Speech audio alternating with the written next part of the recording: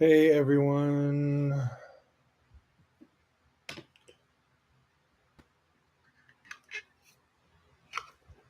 All right.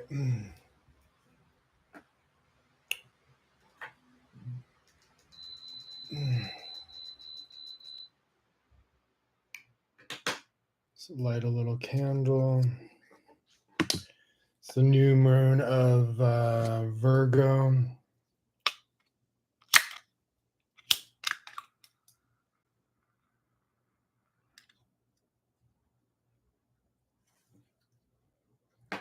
Just light a little rose incense.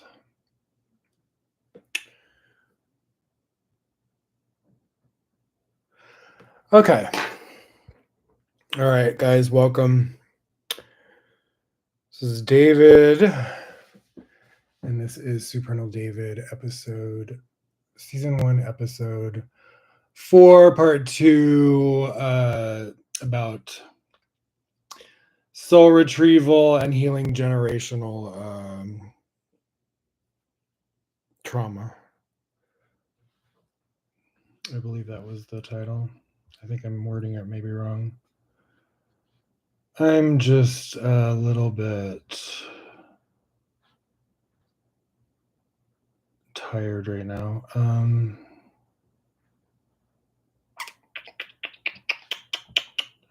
What the fuck did I word it? Yeah. Soul retrieval, healing generational trauma. So where should we start? All right, it kind of started with I decided to revisit the Teal Swan docuseries from Hulu, which it's not on Hulu anymore because they had like a conflict of interest. Now I'm hot. I want this fan back on. It's hot and humid today. It's supposed to rain all week, and it's starting to look like it's about to rain. So yeah, I was revisiting it's called The Deep End. I think it was done by this company called Documentary. I don't know if it's a documentary channel or company called Freeform, but then they put it on Hulu, kind of did it and then filmed it or whatever. And I don't know all the logistics, but it was with Freeform and Hulu. But it was Hulu's team who like followed Teal Swan around for 3 years and filmed her and her team and her practice. And I'd heard about her for years before that, and was like intrigued by her. And I don't really have any like judgment of her, just because the older I get, the less judgmental I get. So I'm like, whatever, you know what I mean? Like people are in their process, so like whatever. Like she's really, smart and intelligent and wise, and definitely has like the gift of like healing in lots of ways. I mean, did I see things in her personality that were like, maybe could be provoking to people, or the way, her tone or the way she words things, but we all have moments where we're like, especially when we're like put under the microscope and we're like dealing with a lot of energies and our own nervous system, especially she's somebody who comes from like, like really extreme trauma like I do. Not to compare traumas or whatever, but she was, raped. She discusses in the documentary or docuseries how she was raped when she was younger. And so this became like the theme as I was like pulling from different, I started having different topics. So it was basically like the docuseries and then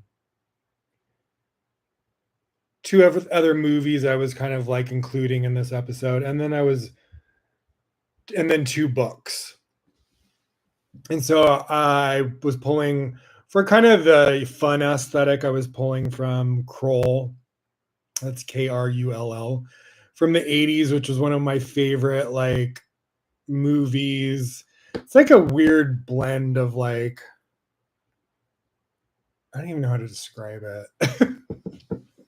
it. Like olden times and sci-fi like coming together, or fantasy. It's kind of like one of those like fantasy type movies or whatever from the 80s. It was really just like all over the place, but really cool and unique. And that's what I love. There's a lot of those movies from the 80s that are just like, they don't make movies like that anymore. So I always love to go back and watch those classic ones. And Kroll happened to be one of them. And even some of the aesthetics were going in with like the themes of like the artwork for the promotion of this episode. So it's just interesting how everything, once I'm like, curating and mixing my little witch's brew of ideas, I just notice how certain things from all the different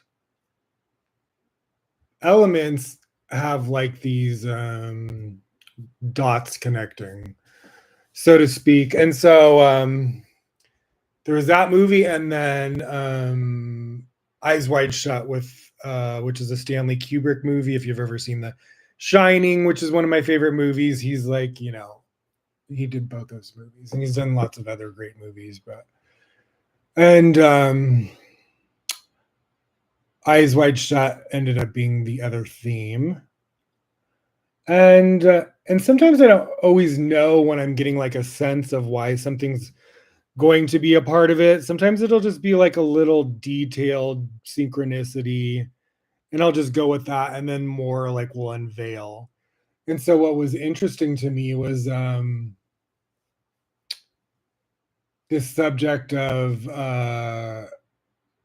rape that was occurring. And also, so the two books I was featuring was like the Book of Enoch, which is about Noah's great grandfather Enoch, who eventually is turned into the angel Metatron by God. And then the other book is Psychic Witch by Matt Uren. I have his other book on tarot called Psychic Tarot. Psychic Witch, I believe, was his first book, and then Psychic Tarot came after. But in the Book of Enoch, and I was reading that, it was talking about these angels that were called like the Watchers that God, had sent down to do their job, but they were envious of the human men, their wives, and wanted the wives for themselves. And so not only did they take the wives for themselves, but they impregnated them or whatever.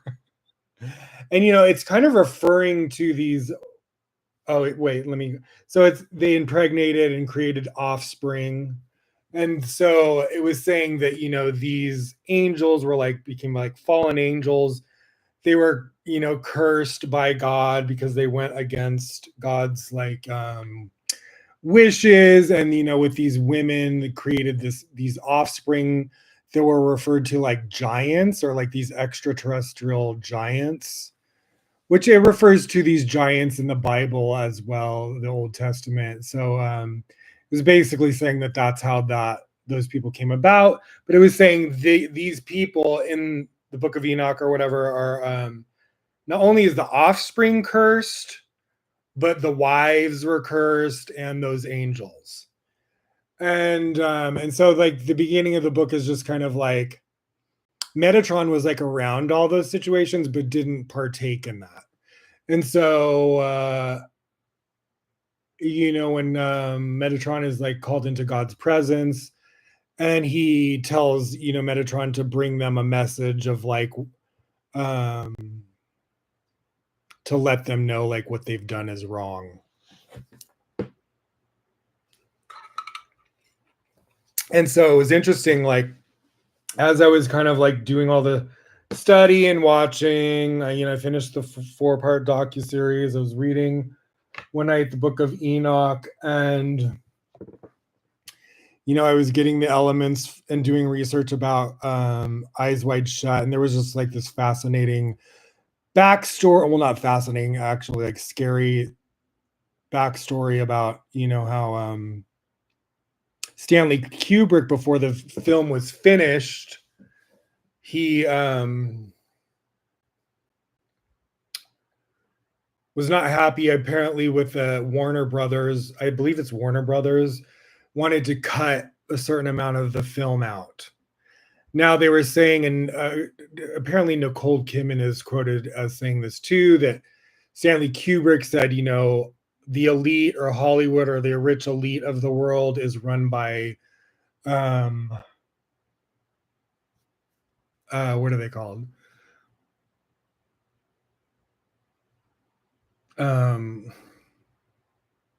Not molesters, but there's another word for it. Child.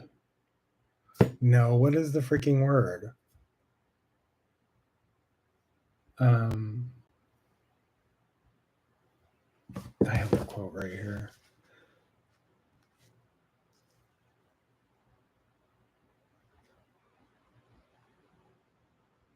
Oh wait, it's this one. Okay. Is run by what? What is going on? Okay, Instagram. What is going on with my fucking Instagram? Is straight tripping.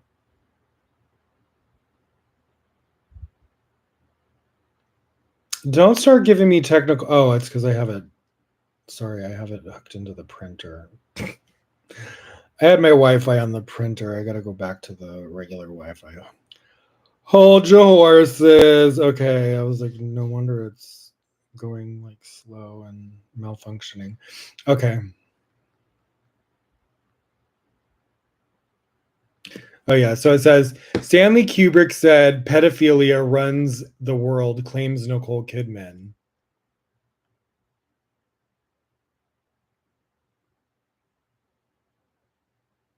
So it says Stanley Kubrick told me the world is run by pedophiles, Nicole Kidman said while promoting HBO's Big Little Lies in Los Angeles. He studied secret societies his whole life. He was fascinated by them, and he said the elite, the top secret societies, they're full of men with a certain predilection. They are tied together, sort of bonded by pedophilia. They all know each other's dark secrets. There is no way out for any of them. It's a lifetime bond. Even if one of them wanted to go straight, repent, so to speak, he can't. His peers will bring them down. They are in it until death, driving the world to ruin. Isn't that crazy? So apparently 4 days before it was good about to the movie was about to be done, or I don't know if it was released or to be done, he was like he died. And they said he was in perfect health, and there was supposed to be some sort of meeting where he was like screaming at the execs of Warner Brothers, according to these, I don't know who, some of the people that are privy to this. And that they ended up cutting parts of the movies towards the end. So there's this one guy who was on Joe Rogan, and he was on there with at the same time as Quentin Tarantino, and he was just very kind of like a student of Kubrick, but also was like privy to all this like information about what went down with the movie. And he said that he had seen certain footage that was cut and certain things. So apparently there's some sort of scene at the end. So if you've watched the movie, there's like a scene in the middle where it's like there's these two creepy guys, and Tom Cruise goes looking for this like costume, and he pays, because he's going to go to this like sex party thing. And which ends up being like really like this dark sort of like secret society. And but he has to get this like specific costume, like a like a masquerade mask or whatever, and like a cape and hood. So he pays for this costume owner to open a shop in the middle of the night, goes in there, and then there's like this, his daughter is like really like young, like underage, and he when they go in, the dad catches the daughter having sex with these two men, and the dad goes like nuts. And so anyways, Tom Cruise comes back like later or whatever, and to return the costume, and the daughter's there, and then he sees those two guys that he thought, the owner was gonna like arrest and have the cops like arrest or whatever, come out, and he thanks them and thanks doing business with you. And the young girl's just sitting there all like smiling and kind of flirting with Tom Cruise, and she's like underage or whatever. And so you get the gist that the dad is basically prostituting his daughter for whatever amount of like money these two rich guys are offering him. And so the end scene that was supposedly cut is where they're saying that Tom Cruise, and the scene where Tom Cruise and uh, Nicole Kidman are in some sort of store, and he said that they're looking at some sort of baby bassinet, which is supposed to be, he said, a reference to like Rosemary's Baby. And then the scene is supposed to cut off to their daughter standing there with them, and those two men walk off with their daughter. And so they were saying that scene was cut, and that a lot of the movie was meant to expose like this Jeffrey Epstein sort of like ring of like prostitution, or like underage prostitution, and or what do you they call it, sex trafficking, or these like Illuminati-ish sort of sex cults, where they're doing like dark, other satanic rituals. Or so it was kind of like all that sort of like theme going on, which was interesting to me, because I was like, oh, what is this theme with like rape going on? Like even in Enoch, you know, it's like this, thing of these angels doing these sexual predatory things with like human women, and like um and then also there's the storyline where Teal Swan expresses how she's almost more angry at her parents than the guy who actually raped her. So the story with that was that when she was young, she had like, you could say, learning disabilities or gifts to like a lot of adults. Maybe it was disabilities to other people, and maybe it's just the child is gifted, and these parents are not knowing how to like deal with their daughter. And so they would struggle with certain things about their daughter, um and trying to like help her with whatever issues, whether it's like mental, emotional, adapting to like society, who knows. I'm sure it was a lot of different things. But she didn't get into like details too much about that. But she was saying that they come across some sort of like guy who says he can help with children that have issues like that. And he gets like the parents to like give their daughter like at a very young age to go with this man.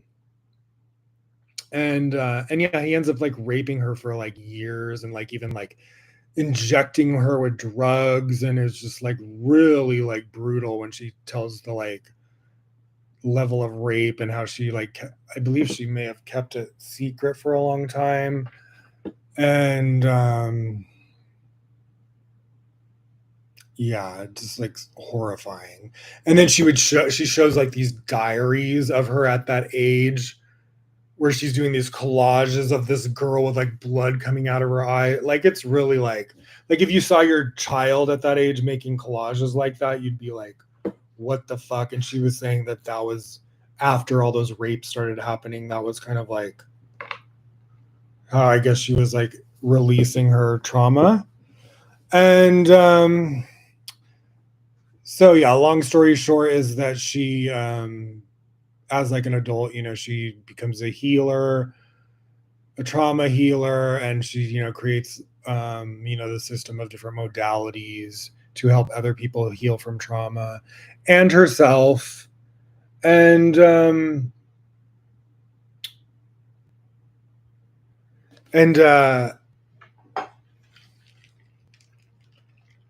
so I was like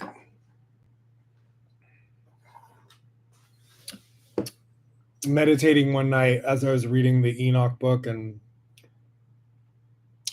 I just started channeling kind of like two songs for the theme. And two of the songs that came to me were, first it was like Lana Del Rey Season of the Witch. And then if you've noticed in the media, there's been this whole controversy between this newer up and coming singer who's really successful right now, Ethel Cain, who I believe is trans. And but she sounds and resembles, like, features wise, a lot like Lana Del Rey. I know also she was like a fan of Lana Del Rey, and they've interacted apparently on social media, and Lana Del Rey was accusing her of saying negative things about her on social media. And I think Ethel Cain said when she was younger she did say things, but she was saying some of her stuff has been taken out of context in regards to Lana, and that she didn't, well, how Lana took it is not how she meant it. And so I don't know the whole truth behind all that, whether that's, like, legit or not. But Lana Del Rey was like releasing this clip of an upcoming new song called All About Ethel. And then she also made like a like a social media post saying how Lana Del Rey, or that I think apparently she's dated someone that Lana Del Rey dated as well. And so there was this whole thing of like, she dated someone Lana's been with, and then there's like, she said that, she's said nasty things about her weight or something. But she didn't pull a receipt of the things that Ethel supposedly said. Then I saw something of Ethel pulling up a post which she said, "On my knees, Angelina Jolie," like from one of Alanis Morissette, Lana Del Rey's songs. And it, to me, that was like, and it was like this photo of the like a cartoon character. And to me, that was taken out of could be taken out of context. It didn't seem necessarily like that was like insinuating that Lana's fat, because it was like a male cartoon, and it was just a line from like one of like Lana's songs. So I don't know the whole truth behind it. Anyways, girl fight. Fucking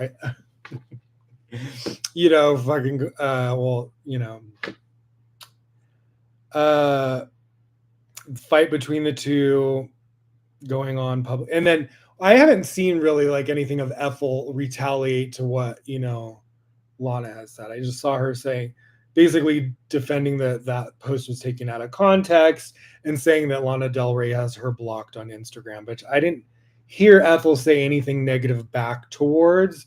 All I heard was the song from Lana Del Rey referring to Ethel, and then like the social media post from Lana Del Rey accusing her of making insulting posts about her and being like involved with someone that she was with before or something. So who knows?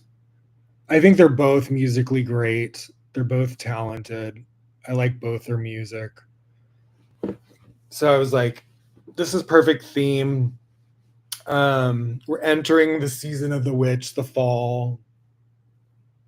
So I was like, okay, I'm going to do this Season of the Witch song theme with Lana, which is like, a cover of the Donovan song, Season of the Witch. And which I love his version too. And then I was like, okay, I don't really know any songs by Ethel Cain. Side note, as well, as I'm reading the Book of Enoch too, it starts talking about Abel and Cain. Abel and Cain are like the offspring or children of Adam and Eve, and which most people who have studied the Bible know.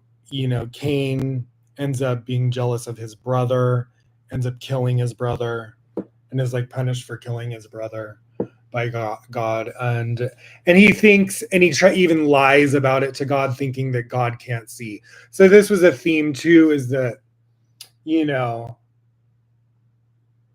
God can basically see everything. It's kind of like the Akashic records. Like everything is recorded under the sun. You can't just get away with shit and think that God's not going to find out. So there is that lesson to the story of Cain and Abel, and saying that, you know, there was this sort of like theme going on through like the way the angels behaved in the book of Enoch, and how Cain would behave is with this sort of like disobedience towards the creator, sort of, so to speak, and sort of like a bubbling, like, you know, anger towards the creator, and like, and, you know, not wanting to like obey whatever, and but obviously to like an extreme. And so backtracking, so the with the Cain thing, so Ethel Cain, you know, I was like, okay, that was another theme why I chose Ethel Cain as well, is because the Abel and Cain reference in the book of Enoch as well.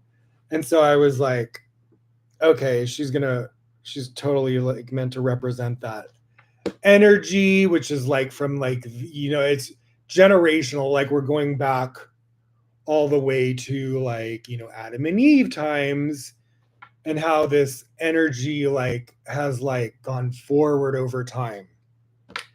And it's interesting too, because it's like, you know, in the book of Enoch with the angels, and, you know, creates his offspring and this kind of cursed society, or like, you know, of like people that are like cursed or whatever, and on earth or whatever, and you know, which is spoken about, I think, in the Bible all the time, about, you know, I think even like in the Zohar and things, it refers to as like the mixed multitudes.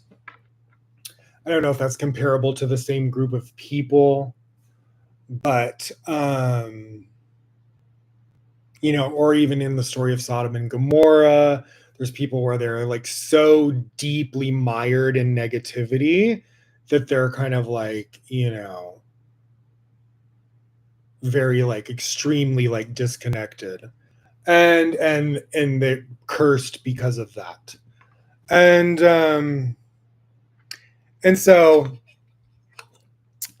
what I don't like a lot about certain things in, you know, a lot of like old Bible stories too, is that sometimes it's just very harsh, or things can be taken out of context in weird ways or interpreted in weird ways. And the story is very like repetitive over like, they did this, they're cursed, they did this, they're cursed, they did this, they're cursed. It gets like very like where you're like, okay, I get it. You know what I mean? And sometimes like the Bible stories can be very just like, it's not like always the most enjoyable read. You know what I mean? And it's very kind of like cryptic and just, and so then there's all these things where like Metatron is like going into different aspects of like heaven, and like God's showing, you know, showing Metatron all these different aspects of heaven and earth and the world and the four corners and this and that and the winds and the waters. It gets very just like detailed and redundant. It's showing these different places in heaven. It keeps referring to like things being with like a lot of like you know, like crystals like amethyst and whatever, labradorite, or it's naming all, like one of us like Marguerite, which my mother's name's Margaret, so that stood out to me because I'd never heard of Marguerite. And we used to call my mom that, Marguerite. My mom would call her, my grandma would call her that sometimes. And That's one of the stones it refers to in the book. But it's saying like a lot of the places in heaven or whatever where like there's like a lot of like flames and a lot of like crystal things, thrones and things, and yeah, like, or just like, it just keeps referring to a lot of like he's seeing different parts of heaven and it's like these flames and all these different types of crystals and like just interesting. And so the theme came to me. So I was like, okay, Ethel Cain song. So I started it was literally like I came across the name and I was like, oh, that's fucking it. Let's hope I like the song. And she has a song called Inbred. Now I thought, how perfect is the title like for Inbred? Because it's these angels that are like breeding with human women. And now it's interesting too, because a lot of people that speak about star seeds or extraterrestrials or human beings on Earth being a part of, these extraterrestrials. And it's also referring to these angels or these giant offspring of the angels as extraterrestrial in the book. And so I was like, how interesting is that? That to think that we could be, from this like lineage that's referred to like, generations and generations and generations ago. And so like Metatron is kind of like the messenger for God to kind of like let them know where they went wrong. Now, and it's funny because the song Inbred, the lyrics were just like, I was like, oh, this is fucking it. Let me pull up these fucking lyrics. Like, it gave me the fucking chills. Like, she's talking about rape in it. She's talking about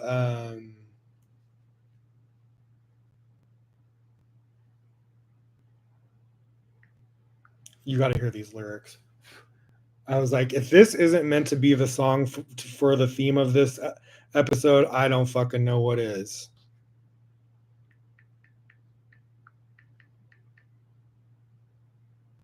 All right, Ethel Cain,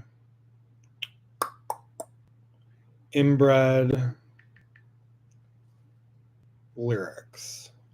Where also you can think about, of like it being like, children that are like made out of like, a situation of rape or anything like that. So I think it just kind of gives this sort of like word of like offspring that come from, something that's like forbidden.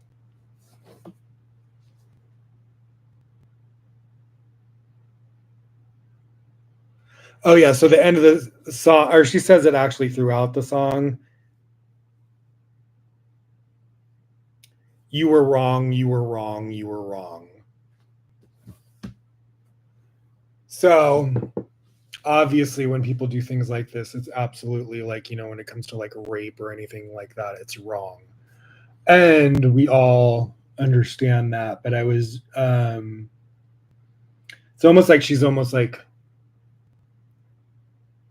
it's piercing when she sings like that part in the song. Like some of those lyrics are just really like, I don't know exactly who she's referring to in the song. I didn't go that deep in the rabbit hole. But she says something like,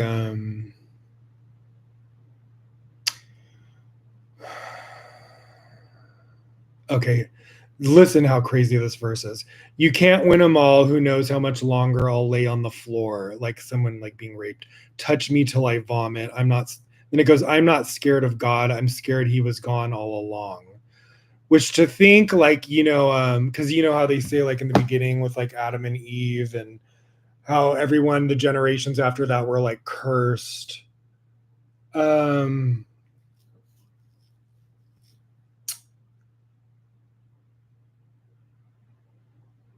And there is sort of that energy sometimes when you look at the physical world, that sort of like death aspect. Um, or that aspect of like fragmentation. Um, like a negative fragmentation or split of, one collective soul.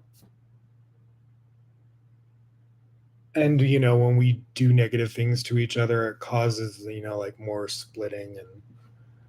And so she says, okay, I'm not scared of God, but I'm scared he was gone all along. So you know what I mean? How it's like when certain things happen, you sometimes, when certain things negative happen in life, you can feel like, was God gone the whole time? Why did this happen to me? Like, why was I raped? Why did I go through this? Um, then it goes, who will take the fall? Who of us is stronger? You'll just want it more. If you could, you'd have fought it, but you're not. From the start, they knew you were wrong. You were wrong.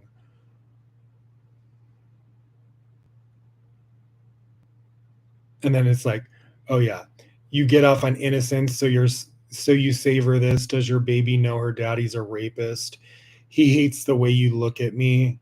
You're already dead. You're already dead. To me, that symbolizes like a mother, or it could be a father, depending on who's the rapist. Um, where like you hear this a lot of stories where the father will rape the children, and then the mother turns like a blind eye, and it's basically saying like these people that have done these type of extreme things, like she's like in the line, she's like, you're already dead, because they've already like crossed the line like way too far. And so I just thought it was so weird that all this like theme from all these different storylines was like, and even Kroll, even though that was more the entertainment like value of it, there was this there's like a sequence of where it's like these extraterrestrials coming in from like, the future, and the characters in it that are more fantasy look like from the past, and then you have these extraterrestrial people from the future coming in.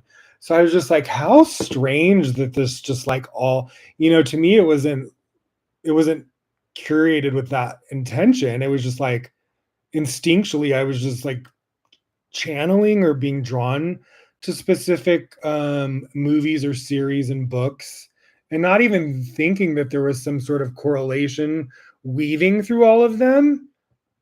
That's how it is with me with my divine inspiration. A lot of times I don't understand when I don't even sometimes really realize I'm being led in a direction. And then later come to find out, oh yeah, there's this intricate, unique synchronicity that's like taking place, which always like fascinates me. So I love being like a detective and kind of like going through all my curation and seeing where to connect the dots, see what spirit is trying to like bring to the surface. They say the cream rises to the top. So that's what I do. I kind of like put everything in. I'm just using witch's brew as like I don't consider myself a witch. I'm just now studying witchcraft for the first time in my life. Um but like a witch's brew, and just like, everything coming to the surface and seeing, what I'm meant to like discuss, what I'm meant to like connect the dots to, and what is the message that's being relayed. And so to me it was just kind of like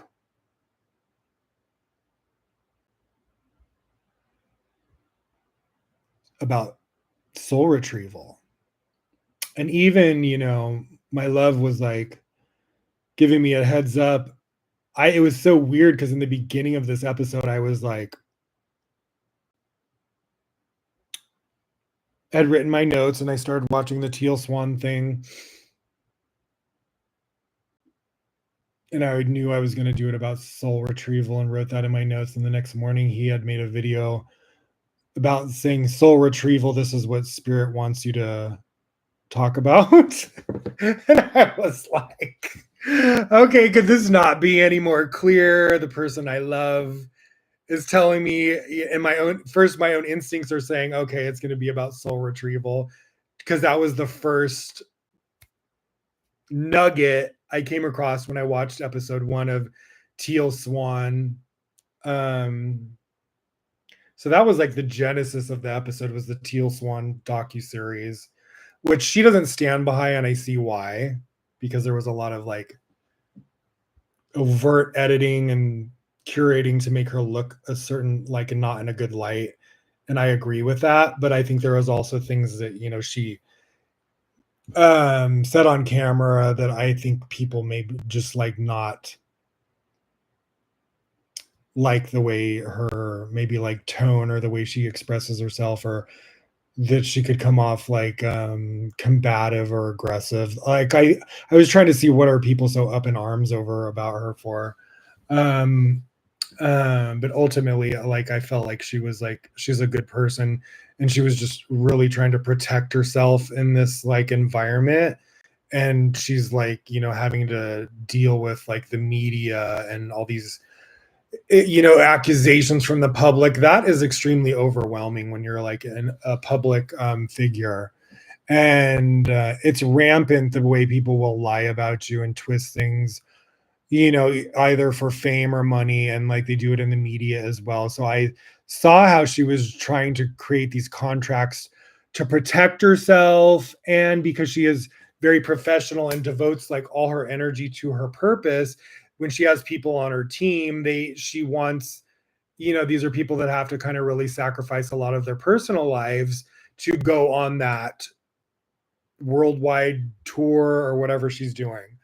And so, but there's like a private investigator that her team hires, just to kind of like discredit some of the accusations that people in the public were making about her, which were, some of them was like, so one of her followers or students commit suicide, and the parents were trying to blame Teal Swan for her committing suicide because she did some sort of like meditation, I guess on YouTube or something, saying to visualize if you were to commit suicide, which I saw why that could be taking. I mean, I wouldn't say that's to blame for the, person committing suicide, but did I see how maybe that isn't just this. Yeah, I could see where Teal Swan's intention of that is a good thing, but how somebody who is unstable, that could be triggering in a negative way. So it's like I could see both sides, but do I think she was responsible for the person committing suicide? Of course not. And I just think a lot of people they're just looking for like a paycheck, and they're like, if your daughter has all these issues, maybe it's because of how you raised your daughter, not from Teal Swan. So I just think there's a lot of like, I just felt bad for the way they tried to. And and she has like, she goes through kind of like a falling out with somebody she had been close with for years, which was like an ex-boyfriend who became a business partner and a best friend for years, and they have a falling out. And anything that where you're having a falling out with someone you really love, especially for like that you've been involved with for years and years and years, there's going to be like emotional reactions, and they caught a lot of that on camera. But she's basically saying that they would use her voice out of context with scenes and add music and all sorts of things to make her look sort of like, diabolical or cruel or mean. Or And so yeah, it's like I take the whole thing with a grain of salt. It was more to me of what positive things can I take from this, than judging her or anyone else in the docuseries. So I think she's really wise about a lot of things, and I love like how smart she is about a lot of different subjects. And I agree with a lot of things she says. I'm not saying I agree with everything she says. I don't know if I agree with everything anyone ever says. So that's fine, you know what I mean? But we're not here to like judge we're not meant to judge other people. It's not even our job to do that. And yeah, and so I enjoyed the docuseries. I enjoyed the aspect about soul retrieval, which this goes into the theme of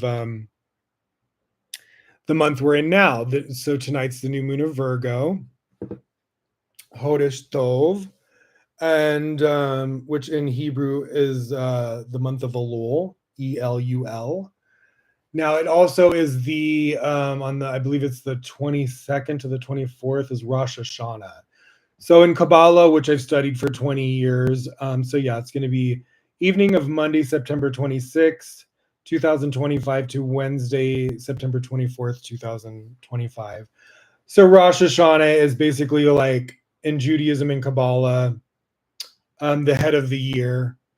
It's also referred to as Judgment Day. And it says, from the Bible, the Old Testament, and the Holy Zohar, which is decoded by, ancient Kabbalists and the information was passed throughout time, through generations. And basically saying that each year around that time that the Creator makes things anew. And so it's a time of judgment where everything from the animal kingdom to the plant kingdom to every little detailed aspect of the world is under judgment, and everything is set fresh for the new year. Now, they say in the month of Elul is a time leading up to Rosh Hashanah, is a preparation time to look back. And now, if you've never done Rosh Hashanah, they say you can do it for your whole lifetime. You can also call upon past lifetimes of like correction. So maybe if you're doing it for the first time, you will tap into past life correction or years ago in this life. Now, if you've done it for years, as I did in Kabbalah, you can clear out a lot of like karma in this like process. And so a lot of times doing it each year, you're just basically, if you've gotten that advanced with it, you're clearing up for the past year, and you're planting, which is, you're getting a clean slate for the new year, and following Rosh Hashanah, and Yom Kippur, and Yom Kippur comes after, and it's like a process of like where everything is like sealed. All the work you've done is sealed and put like into manifestation. And so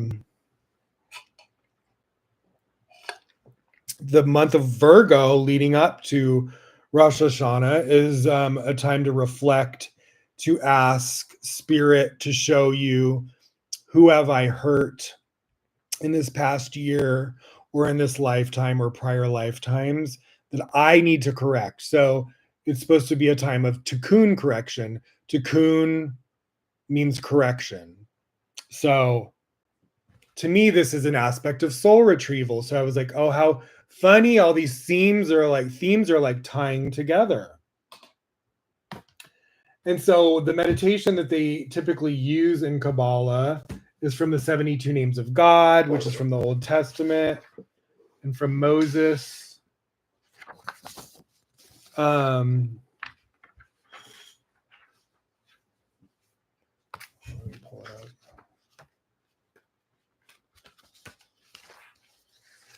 Is for time travel.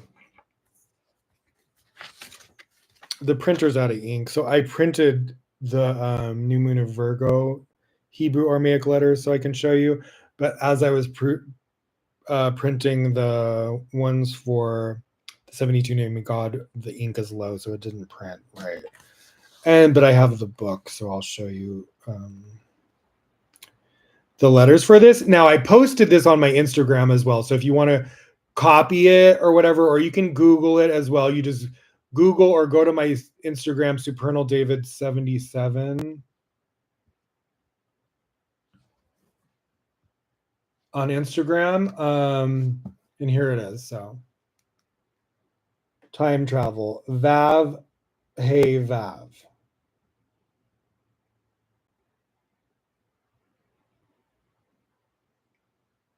So you meditate on this. You could meditate on it before bed. you can actually sit and just do a full on meditate on it and then go into a meditation and ask spirit to show you what corrections with people you've hurt. Now I'm telling you, every month that it would come around to that time of the year, I would have dreams of the people that I either had like a conflict with throughout the year. The spirit will show you if you ask. And also, sometimes spirit would use me as a channel to show other people in the Kabbalah Center community. I had that one time happen in such an overtly obvious way that it was like shocking. That was one of the first times where I was like, oh, wow, I had a premonition dream and like almost like a psychic dream showing me this conflict that had happened between these two people. And then it showed me a circumstance that I had the dream that night, and as I was volunteering regularly at the Kabbalah Center bookstore, and I went in the next day, and the same scenario that I was looking at as if I was looking into a dollhouse and watching these three people like interact. The next day I go in and everything like clockwork was just like the dream. And so I ended up seeing that there was a conflict of this guy and this older lady, and when I asked her that next day, she told me what the conflict was. And so then I approached him and I was like, obviously I'm having this dream as like to communicate to you, kind of the way, like Metatron was sent by God as a messenger to like let, these angels, let them know what they did wrong. It was like kind of like God was using me to do that for these people at the Kabbalah Center, and he let this guy know that the way he had treated this older lady, like it was not cool, and and to like correct it before Rosh Hashanah, before Judgment time hits. And so I told him. He didn't seem very receptive. He seemed kind of like shocked by what I was saying. I don't know. Maybe he was like intimidated that I was telling him this, or who knows what he thought. He could think I'm a liar. He could be afraid of me, like creeped out that I know this about him, and he's like wondering how did I know this. But I got the message to him. I wasn't judgmental. I was just like, look, I had this dream. And when I approached Ida about the dream, she told me you guys had this conflict. I think the reason I had the dream is for you to make amends with her before Rosh Hashanah. That's what I'm thinking, is I'm just being a channel. And he was just kind of like a deer in headlights. And so, you know what I mean? So you can do this for yourself by just asking spirit and then meditating. So either go to my Instagram, and I have, the consciousness below it about that 72 name of God. So I'll just read it to you right here as well. So it's time travel, Vav Hey Vav for Virgo. 72 names of God. Tikkun, Tikkun is Tikkun, correction for the month of Elul, which is also Virgo in Hebrew. When we want to undo past crimes in order to banish their painful effects from our lives. So almost like a butterfly effect, when you do these corrections with these ancient tools, it's like a butterfly effect, or like, as my baby was talking about, jumping timelines. So we're always jumping. One of his lectures I was listening to recently is talking about we're always jumping timelines.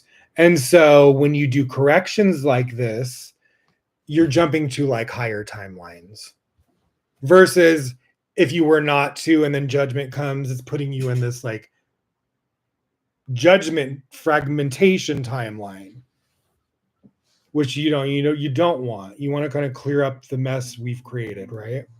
And so, and that will change the circumstances or the outcome of things when you clean up your mess like that. So it says, when we want to undo past crimes in order to banish their painful effects from our lives and the lives of others, this name provides us with an ingenious time travel device.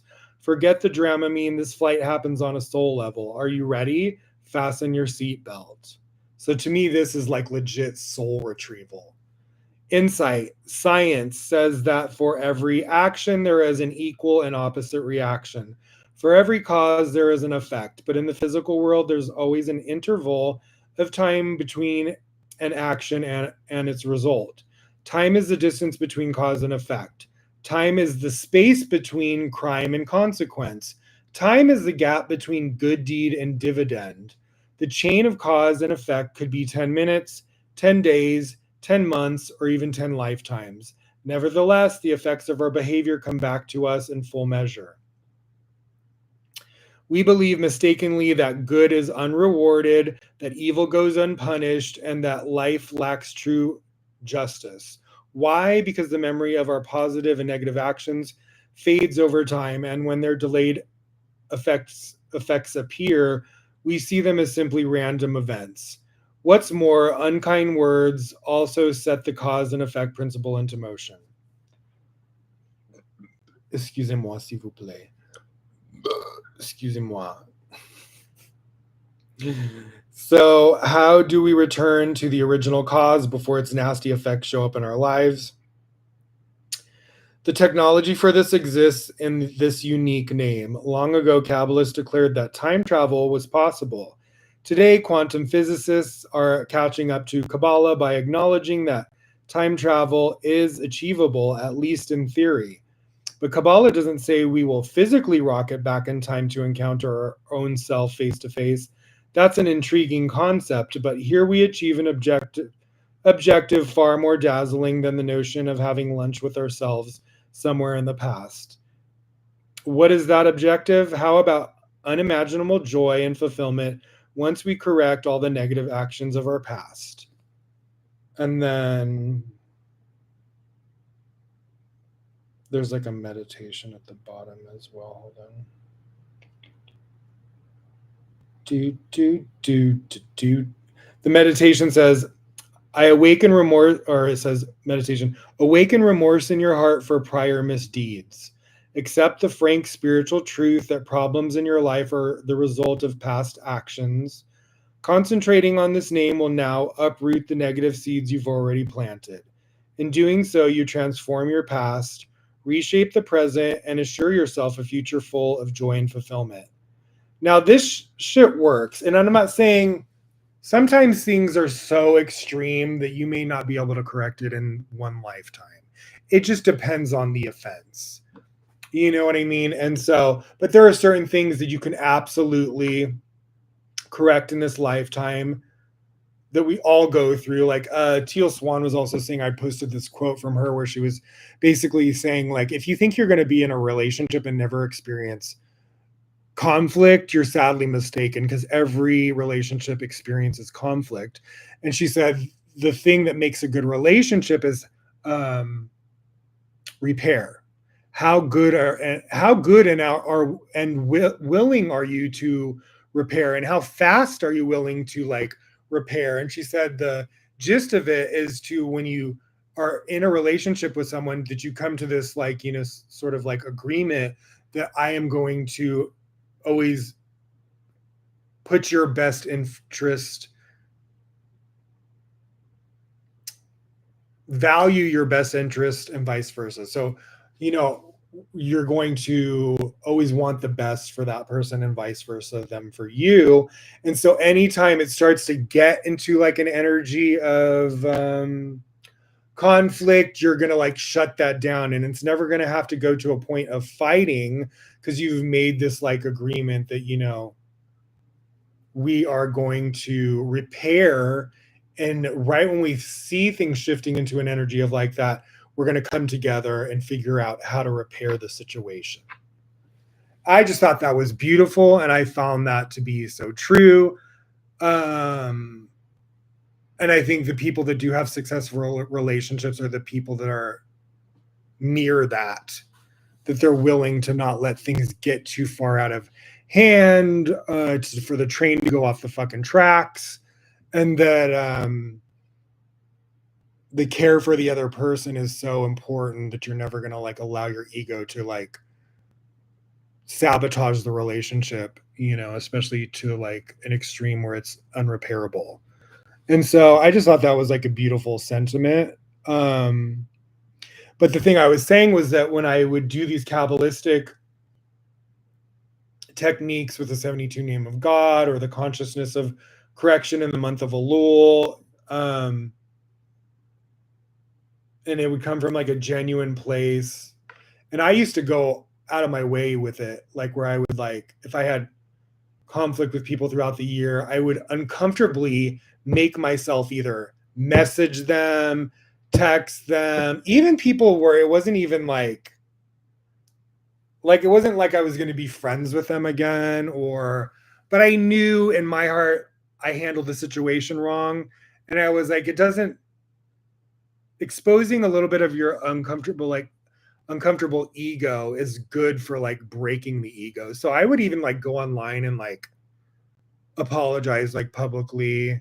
And so a lot of times when people would look at me like I was like, ridiculous, because they were like, I could tell, like, because was in this community for 20 years and I would rarely ever see anyone do this. And so I was like, why is everyone so like afraid to like admit to any wrongdoing? It's like everyone's like playing like they're a damn saint and they never do anything wrong, and nobody wants to apologize to anybody for anything, and everyone's in a victim mentality. It was almost like creepy, where I was like, damn, are people this up in their, and it is that. And honestly, like, had I not studied Kabbalah, I may have been more like that. And that's why I always like think, even though I had issues with people in the Kabbalah Center, or like Jewish people that were very traditionally Jewish or religious or whatever, where certain, politics would just conflict, and there would be judgment on me for being gay. Aside from all that, the wisdom of Kabbalah was like so helpful in that sense. And it did really show me that when I would crush my ego and do the work, regardless if anyone else was doing it, I was just like, fuck it. I'm doing the shit for, my fucking life, and making sure that I'm clearing out my bad karma. I'm taking accountability for myself, because that's what's going to bring in the blessings into my life. I can't do it for them, and I don't need to be concerned about whether they're doing it or if I get an apology from them. And so I would always just let that go and focus on my part of it. And sometimes I would apologize to people who did terrible things or said terrible things about me, or things that were untrue. And they would receive the apology, but not even apologize back, which would always kind of make me laugh, because I'm like, okay, girl, you had your chance. You know what I mean? Guy, girl, whoever. You had your opportunity presented to clear out your karma from your side of things, and whatever, for whatever reason. Now they can do it by themselves if they are, but I'm saying the more you break your ego and go uncomfortable, and to get really uncomfortable is to like, apologize directly to like to someone or through a message, and just take accountability. But for some people, they're not willing to do that for whatever reason. And so if you are like that and that is too much for you, you can always do it in meditation privately between you and source energy. And sometimes I would have dreams where I would have a dream where I was making amends with a person in the dream. So those were always like really good. So maybe I would meditate, or I would have remorse in my heart, or I would reach out to them and apologize, and then say later on I would have a dream where the conflict was removed in dream state. So sometimes you'll get a confirmation that what you did energetically worked. So whatever you did in the physical world, you apologized in the physical world, then I would get a confirmation dream where, even though that person's not coming to you in person and saying, I receive your apology and, I forgive you, but in dream state they would. So that, to me, that's their inner being, or their, sometimes the our inner beings are like the more mature version of ourselves, where you're not necessarily going to get that sort of from the earthly version, but sometimes you'll meet their inner being on this higher plane, and their inner being will give you that sort of like confirmation that you shifted the energy, and spirit is acknowledging that you did that, which is beautiful.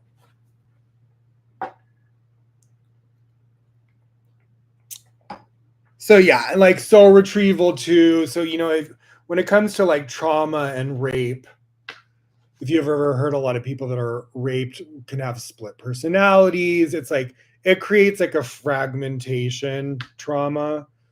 Um, I mean, I'm Gemini, so I already have a fragmentation, a natural state of fragmentation. No, it's just very like yin and yang or whatever with Gemini. But I think you have to have like a good sense of your shadow self, your flaws, and your light, and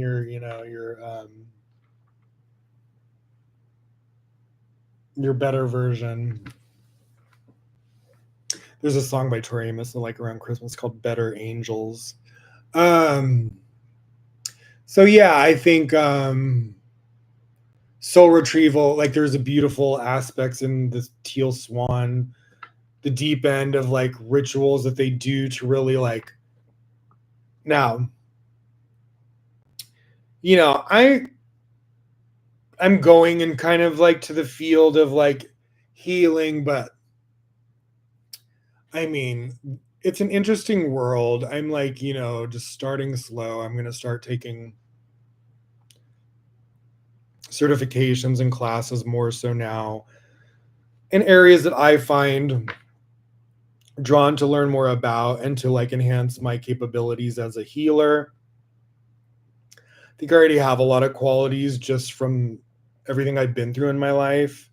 I'm kind of like the wounded healer. Not kinda, that is just like my life, what it's been like. I went through extreme trauma and I've transmuted it to help others. And it's a constant transmutation once you've been through a lot of trauma or whatever. But I'm on the other side of it now where I'm like on the healer end of it. Not saying I'm fully healed by any means. Um, I mean, are you ever in in the lifetime that you were traumatized? Maybe out of in another lifetime, I think the creator can like heal you in ways that nothing else can. But I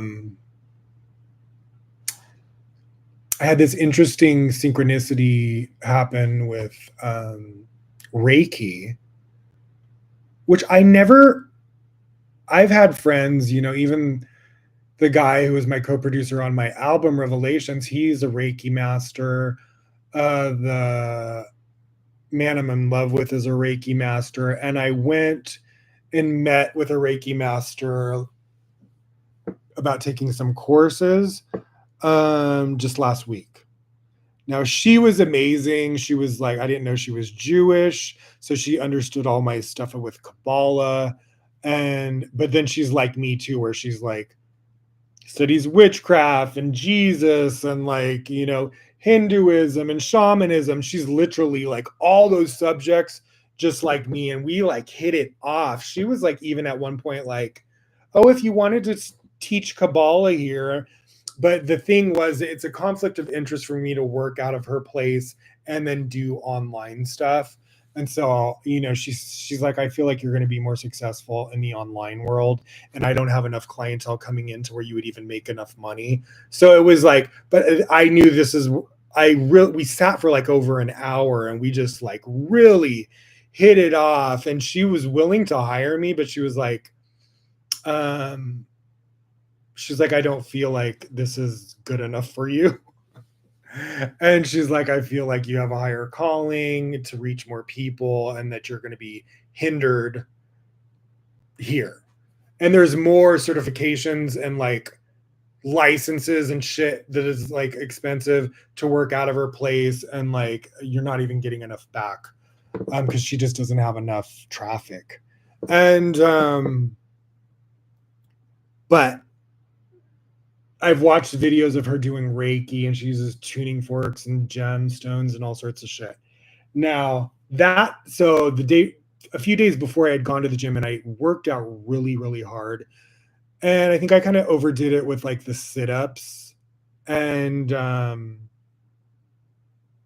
was doing squats and all sorts of things. So like my midsection, like lower back, my abdomen, like lower abdomen, because I was doing the one where your arms are in the thing and you're lifting your whole like waist and legs up like this.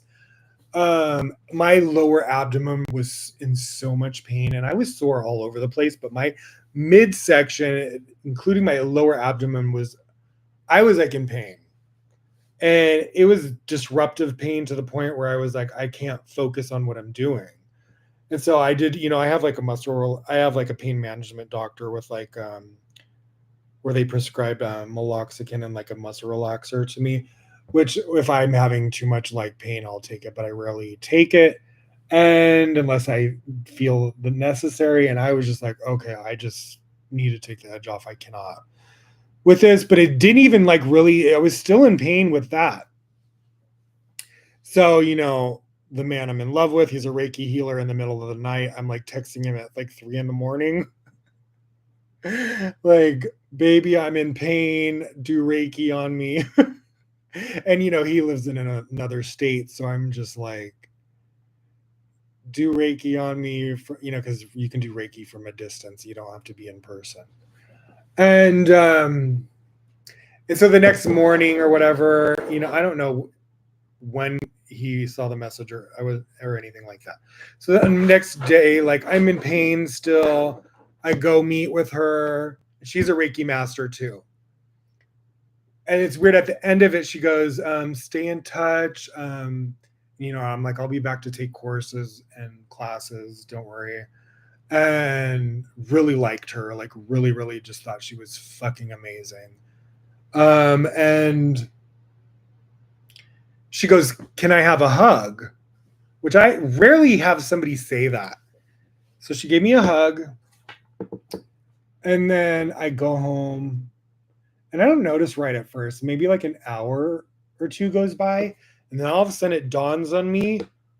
I'm talking all the pain in my body. All the pain. Not even just a little bit of like a little bit of soreness is still there. No, like completely gone out of my body. 100% no soreness anywhere, nada, zilch. It wasn't normal. I felt infused with an energy. And I was like, okay, it's obviously the combination of like my baby and, this other Reiki master. Like, the shit is real. Okay. It just dawned on me. And I was like, oh, wow. Because I always, like, I've done Reiki from like, so like in, like Kabbalah, their Dialing God book. It has a thing in it called Tikkun Hanafesh. And it's like a diagram of like, the body and certain parts of the body that you meditate on, and has Hebrew Aramaic letters, Tikkun Hanafesh. Yeah, it's like, and it's almost like tied with the tree of life or the 10 Sifrot. So it's like Keter, skull, and then you do all different types, but you do it with your hand like Reiki.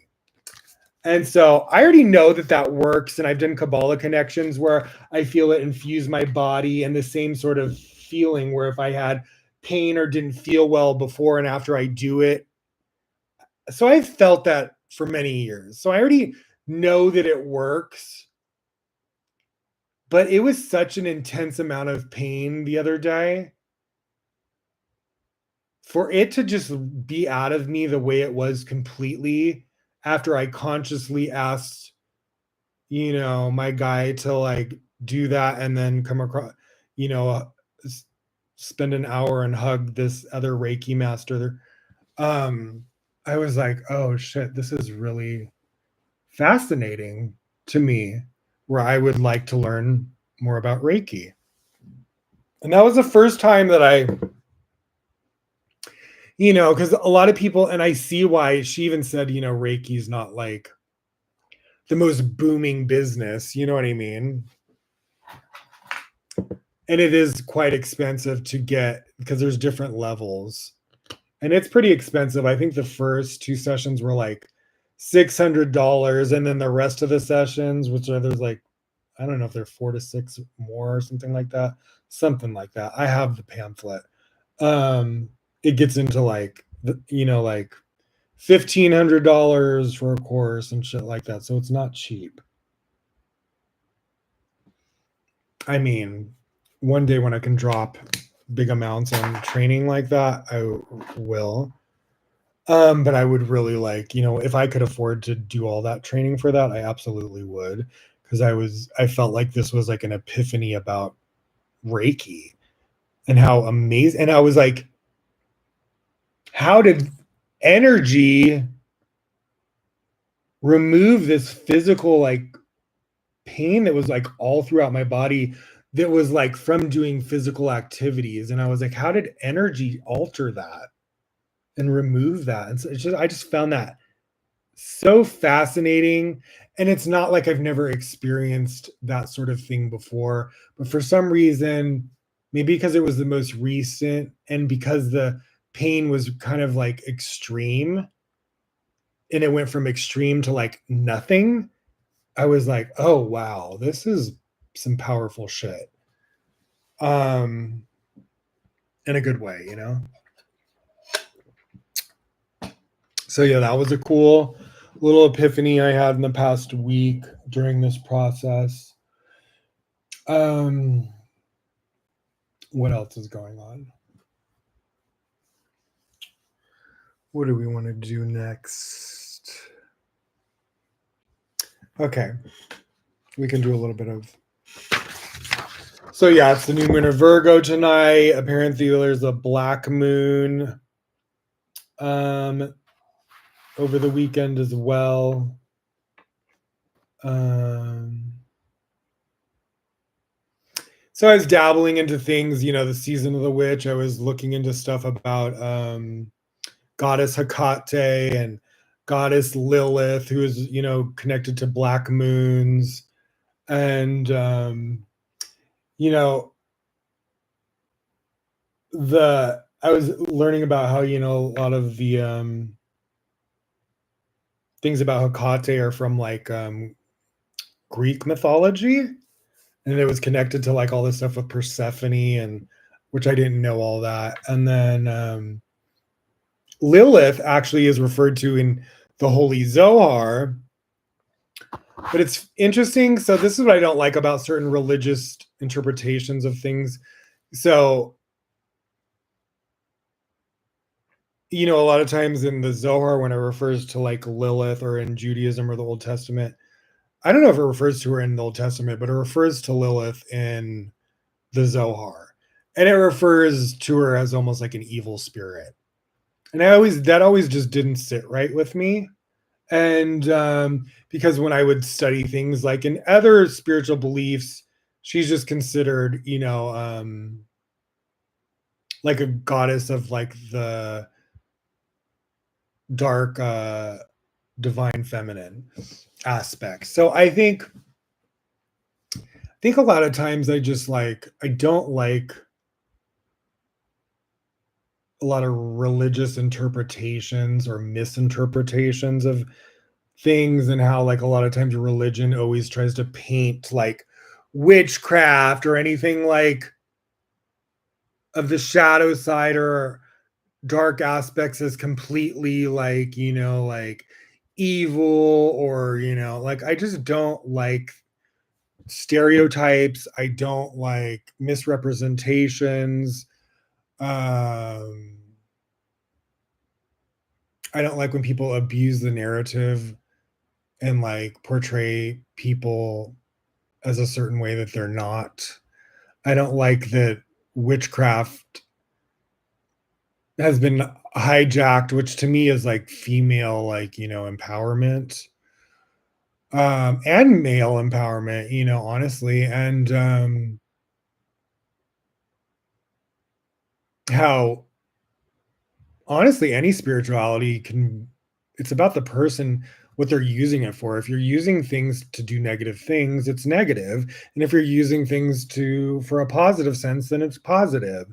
So if you're using like spell work or like things of like, earthly like rituals and for positive things, to me there's nothing wrong with anything like that.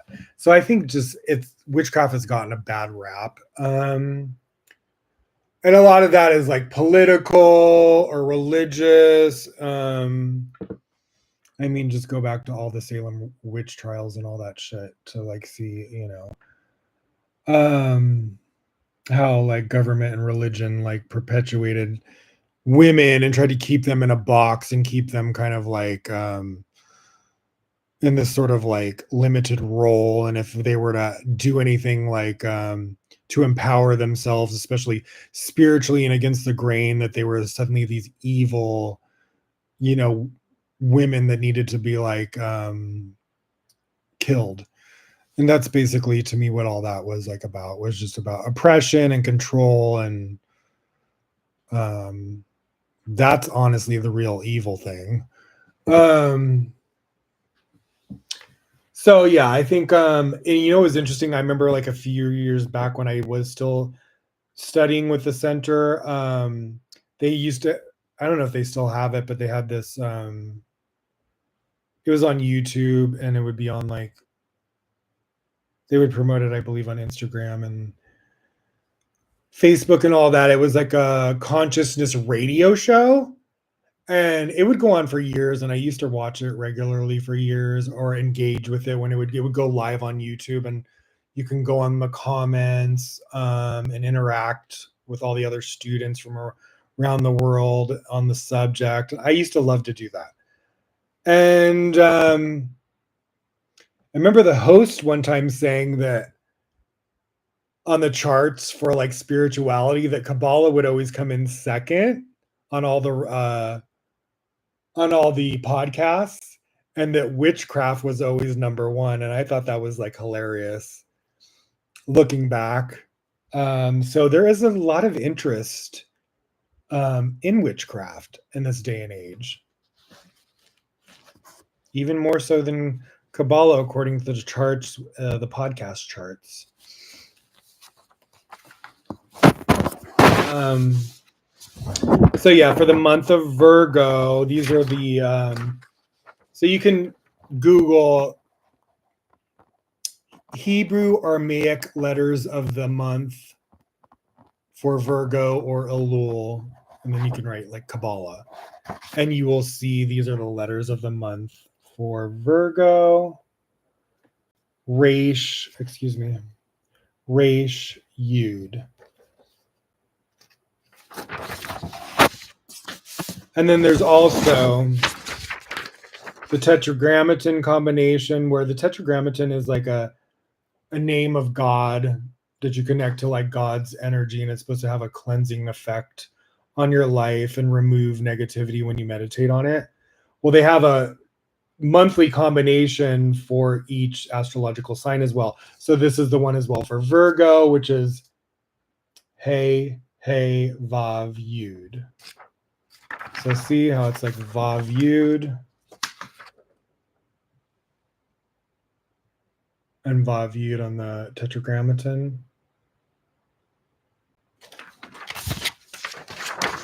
All right, so I'm going to read you a little bit of the consciousness, the Kabbalah consciousness for the new moon of Virgo, which I studied for like 20 years. I even used to work in the center, and I was in charge of the events in Vegas for a while for the new moons. And so I would, even way back then in my 20s, I would be putting on these events for the new moon connections, and everyone from the Vegas community would come in that night, and I would have set up all the decorations and the food and just the room and the atmosphere, and yeah. And then I would study, obviously, the consciousness. So I've been doing this since I was like in my 20s with and I always use these Kabbalistic tools on the new moons, no matter what. That is always stuck with me because they work. And these letters are really powerful conduits to draw the light from that astrological sign and its planet, corresponding planet. So first of all, let me show you like so it's Mercury with Virgo.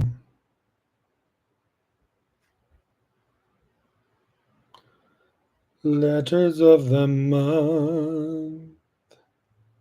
Yeah, so Mercury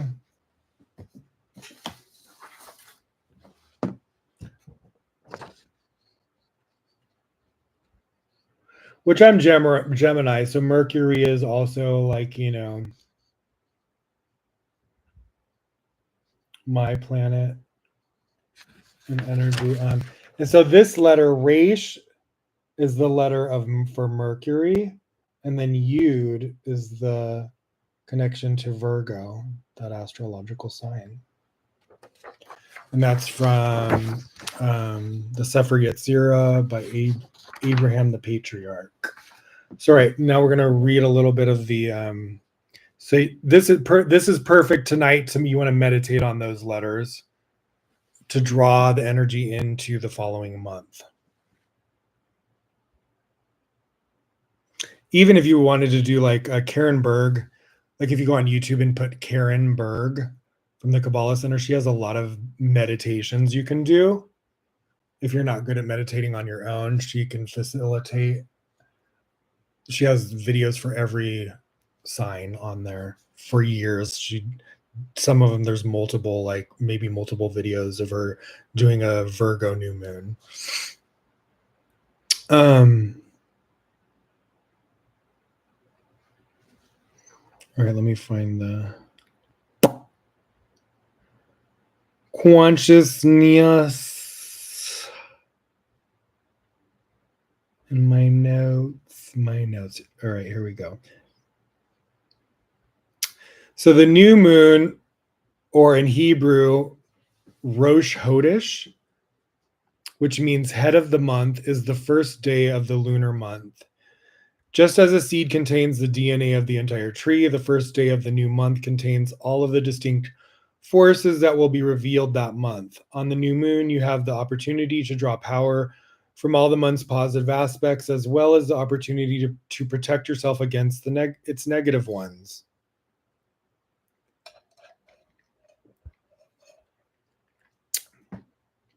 Consciousness for Virgo. It's time for a spiritual house cleaning, which means uprooting negative behavior.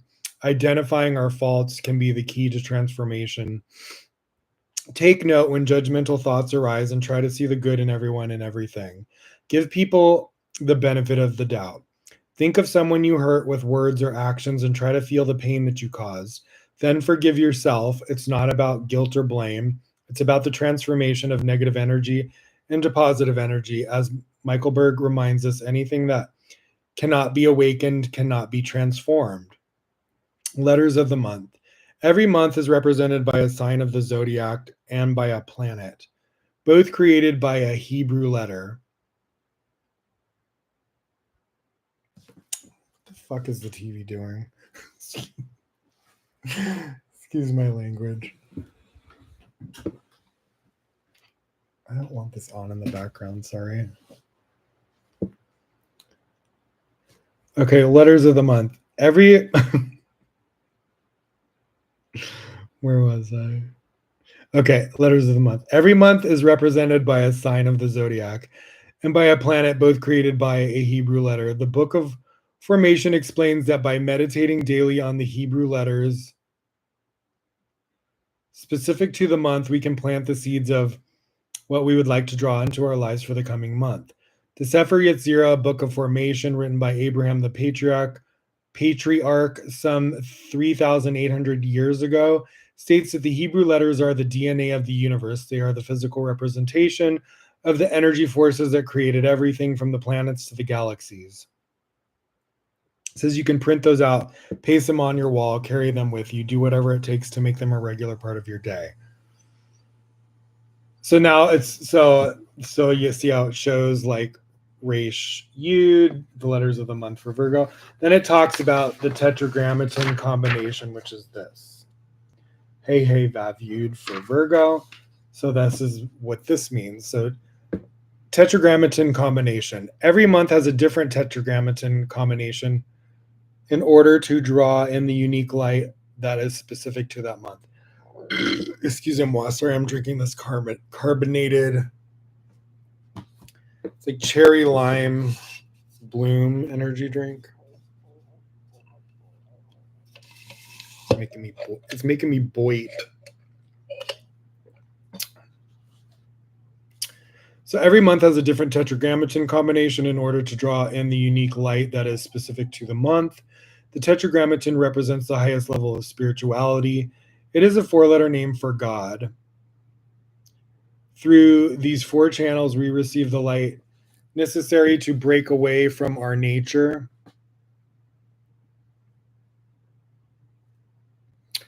which is the spiritual work we were put on this earth to do. The world of the tetragrammaton is the metaphysical world, where reality is not bound by physical limitations. Each letter in this name of God refers to a different dimension. Meditating on the combination gives us the ability to break free from that which we once were and become who we are intended to be. So yeah, so this helps break certain metaphysical aspects of ego that can be like hindering us.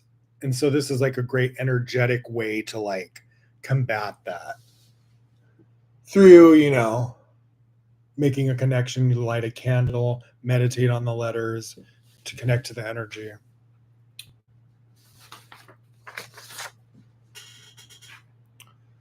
Alrighty, alrighty.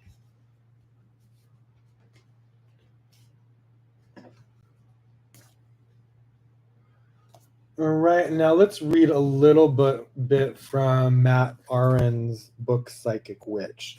So I love the tarot one, but when I came across this one and was like reading all the content, I was like, oh, this is fucking good. This looks so good. Like, trust me, I love learning tarot, but and it's funny because I was like, you know what? Like, I was always around a lot of like, even like as a teenager, I had lots of girlfriends that would study like witchcraft. And a lot of times they would try to like keep it from me. Just because I don't know, I think maybe to not be judged or whatnot. But I've always been around it. I've never had issues with it.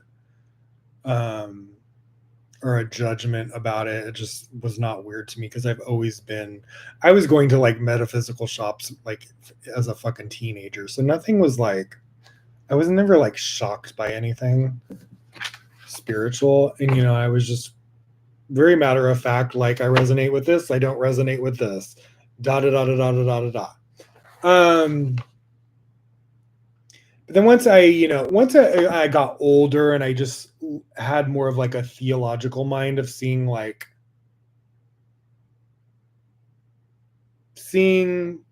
truth in the veils of like religion and spirituality and what resonates with me and what doesn't, and what the collective, what is valuable to the collective in terms of like knowledge and wisdom or spiritual practices. Witchcraft became more of like, because I believe female empowerment and the time that we're in is going to tilt the scales collectively. I believe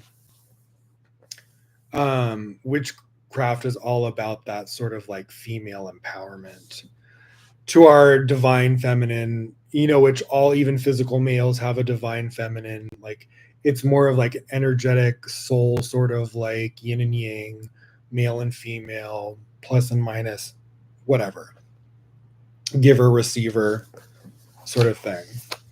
And Joseph to David, like on the tree of life, if you go all the way down, like the tree of life. So the bottom Malhut, the earth physical world, it's kind of like the female receiver energy, which is David. And the one right above that is Yesod, which is Joseph, kind of like the male energy coming down into like Malhut, the physical world, which comes all the way down from heaven, all the way down. But then it veers off as like the faucet is almost like the giver of the energy from all that filtering process is from Joseph to David. Those are the two patriarchs that represent those two energies. Even in the Zohar, it speaks about two messiahs, David and Joseph.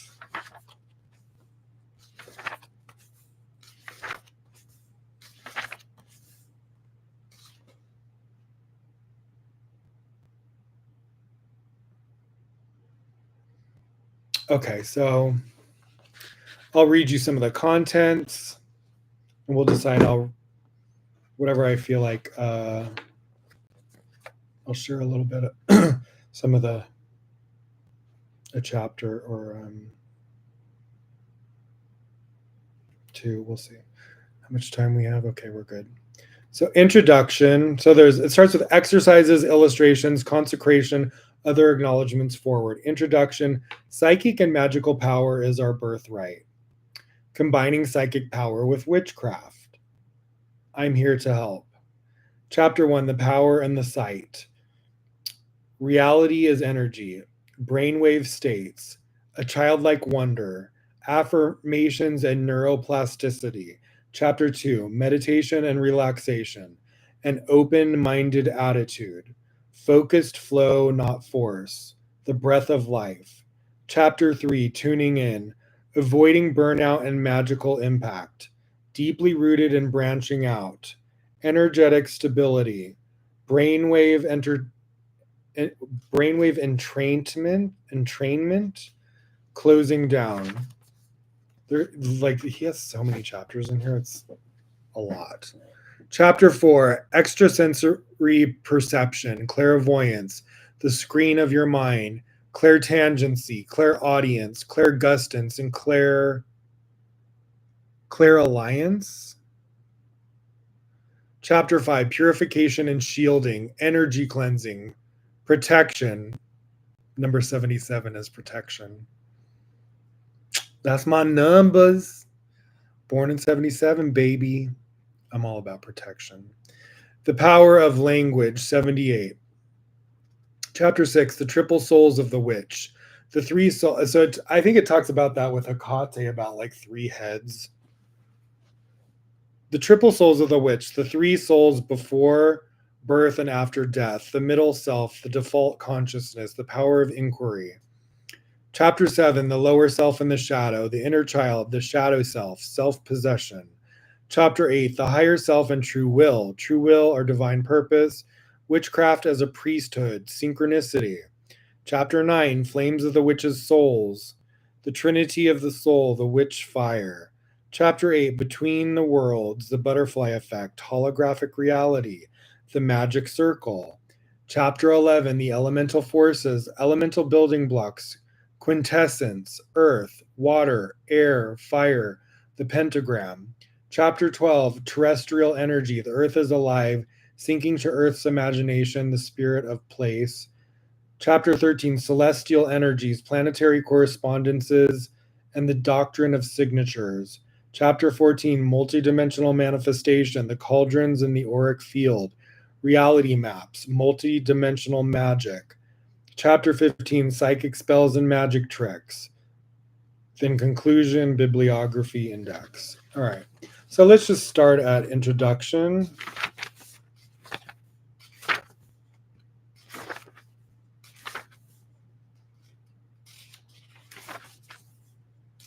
Should I read the foreword? All right, let's read the foreword. So the foreword is from Christopher Pensack from Spirit Allies. Our third eye lets us see energy if we are open to it. For most people, this is a foreign concept. But once you let go of your prejudices and self-imposed limitations, you will open to this talent. So embracing your power and path as a psychic being can be the most rewarding experience a witch can have in their lifetime. When we fully suspend our disbelief long enough to hold close the simple truth that to be a witch is to be psychic, incredible things start to happen.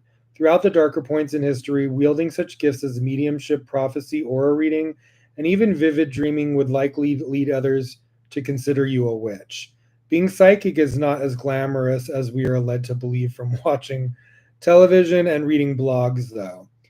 Simply having the gift doesn't mean you can do anything useful with it. And knowing where to begin the process of developing that gift into something meaningful can be a daunting task. So daunting that many never even scratch the surface of what they are capable of becoming. Like many others, I found myself exploring witchcraft and the occult as excuse me, Like many others, I found myself exploring witchcraft and the occult as a means of understanding my natural gifts. But there wasn't much information to find. Witches were always described as and expected to be these mythical figures with uncanny psychic ability, but I wasn't necessarily finding that to be true once I was on the inside.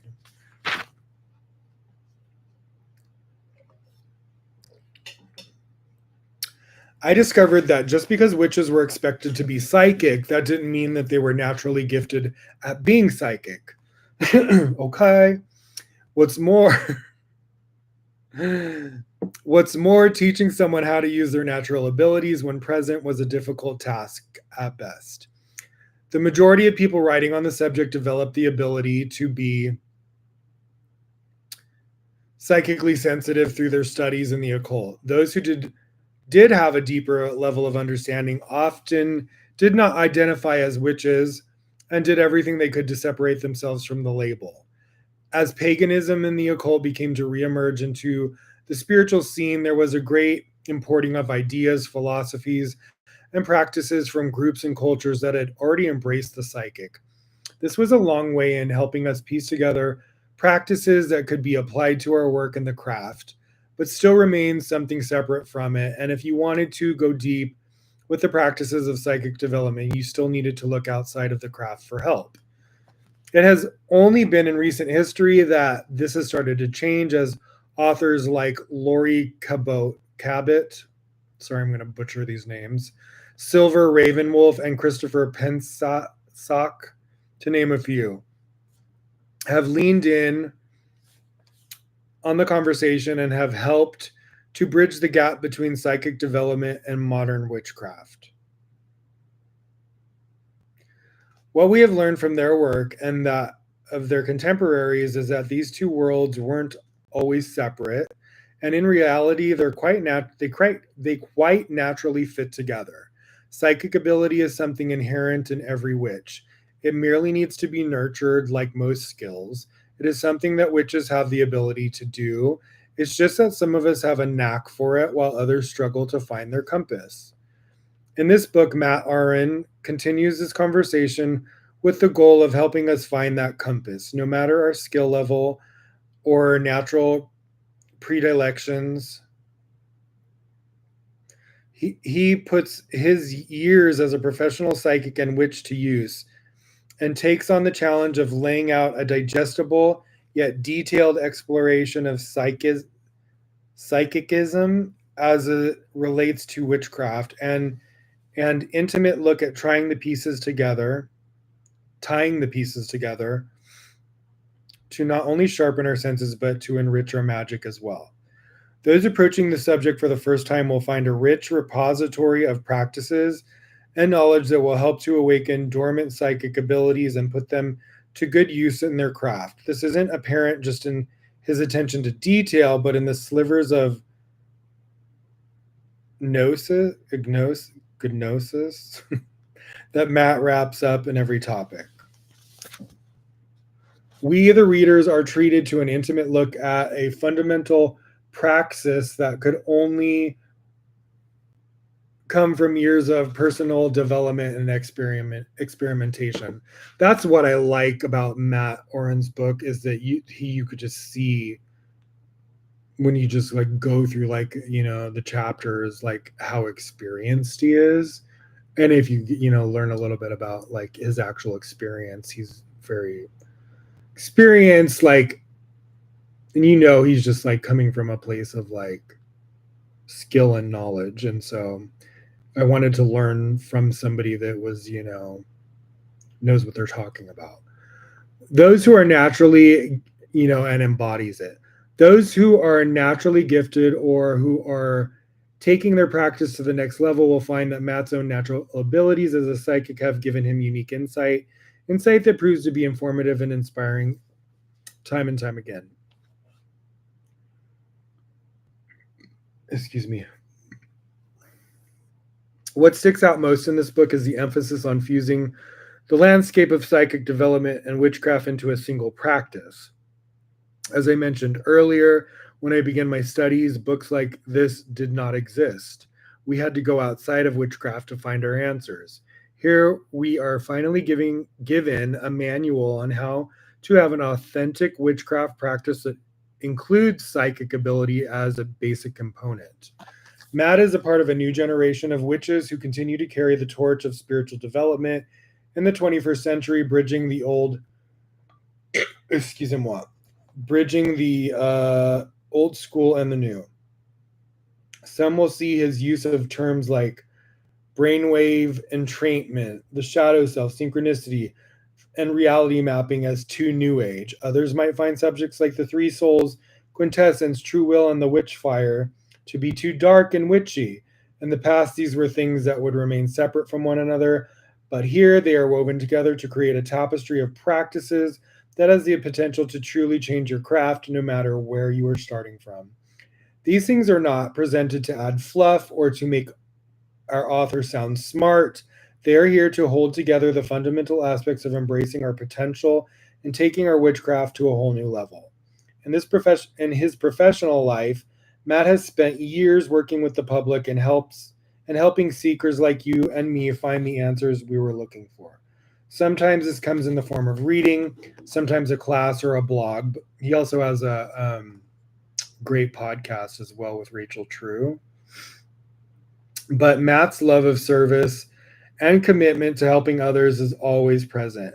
As a student within Sacred Fires, he has surpassed my wildest expectations as his mentor, and I find myself in awe of his work and his continual progress. He is always moving forward, always ready to get his hands dirty and tackle difficult subjects, all while being there for his fellow students and tradition mates as they do the same. He is the genuine deal, a real psychic, witch who has built a life on being helpful to those in need. In this is the last paragraph of the forward. In this book, you will not find a bunch of spells to fix your problems. I think the title probably gave that away. What you will find, however, are tools that will help you to unlock your potential as a witch. Our problems in life are usually tied to that very thing, not living up to our potential.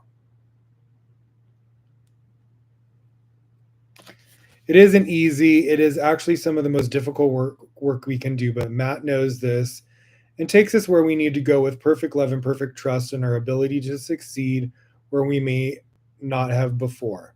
With the mind of a scholar and the heart of a coach, Matt provides us with a new take on often complex and complicated subjects and gives us the keys to unlocking their power within. Rooted in the old mysteries, flavored with the new psychic witch, is the book I wish I had had all those years ago. It skillfully continues the discussion of psychicism and the craft like no other book before. Devin Hunter, author of the Witch Power series, founder of the Sacred Fires tradition of witchcraft. Now, I'm going to read more, but yeah, so for many years, I was friends with so many females that were into witchcraft, and I was like, you know what? And this is when I came across him. I was like, oh, this is perfect because he's, gay male, and so skilled, you know what I mean, and intelligent about the subject. I was just like, I've had so many like females throughout my life that were like practicing like witchcraft. Like, and I've never dipped my toes in, or maybe I have just dipped my toes slightly, but never like actually bought a book and read about it. Just kind of like glanced at books and read a little bit here and there, or stuff online or whatnot, or just you hear stuff, from people talking. But I was like, you know what? Let me like explore this very relevant, subject. And so, I want to like be able to like, because I have so many women that I love and respect throughout my lifetime, or I've been influenced by that, practice witchcraft. Let me have a better understanding of what it the truth of what, the positive aspects of witchcraft really are. And so to me, this process, which I'm just starting during this YouTube season. I just started studying witchcraft now, so it's new to me. And when I came across, his books, I was like, this is the perfect introduction for me. And I feel honestly divine timing, because as you heard, a lot of people that's, would study these two subjects of like psychic abilities and witchcraft. He was saying they were never really paired together the way they are. And so I feel very like blessed at the point of me starting this subject to have this book as the perfect sort of like guide, Okay, so let's read a little bit more about the introduction.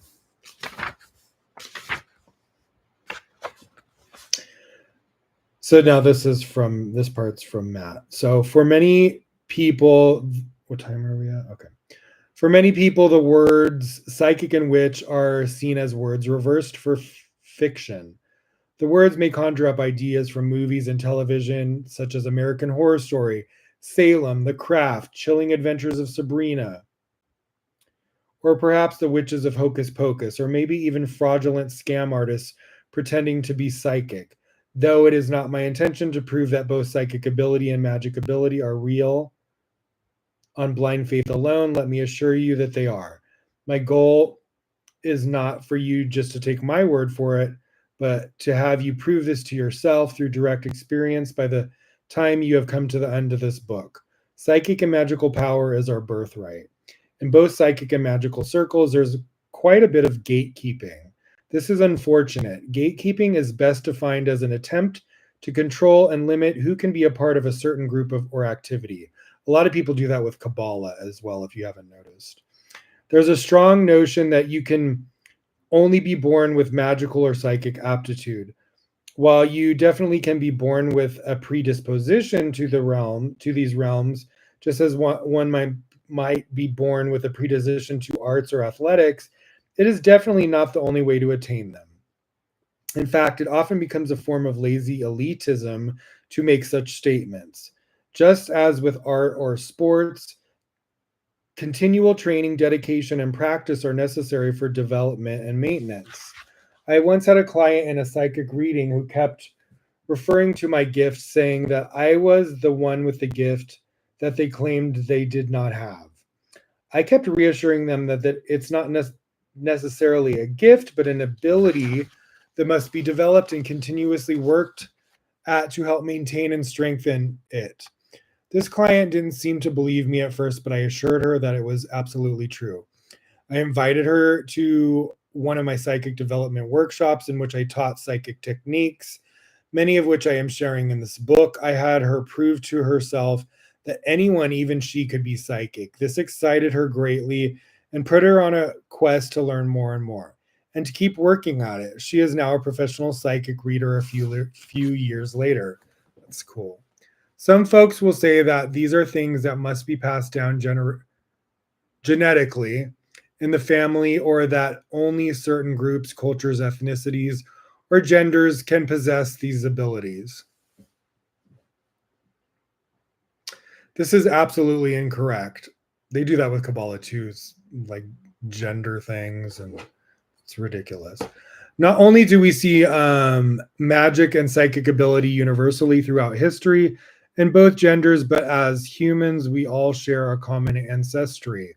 One that, if you trace it far back enough, is pagan and magical. So let me make this crystal clear. Anyone can perform magic, and everyone is psychic.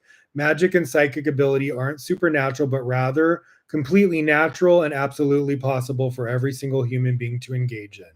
We were born to embrace our full potential, to use all of our abilities, and to experience and interact with the world around us to the fullest degree possible. Combining psychic power and witchcraft. Both psychic and witch are heavily charged words, so much so that many people who are psychics or witches try to dodge the words altogether. They may find other words. Ow, this fucking chair. Oh my God. They may find other words to be more comfortable. Oh, this fucking chair is like squishing my fucking balls.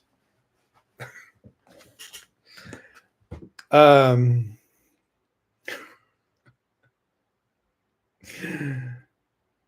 they may find other words to be more comfortable and accepted by outsiders. Oh, oh my god! I need a better like cushion on this fucking seat. This pillow is not working. Oh my god! Hold on, I have to rub my balls. No, I'm just kidding. Sorry.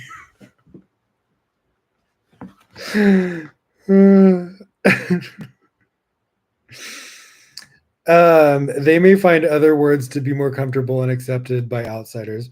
Words such as intuitive, empath, pagan, or energy worker. However, one of the problems that I often find is that through the toning down of these labels and attempts to make them more palatable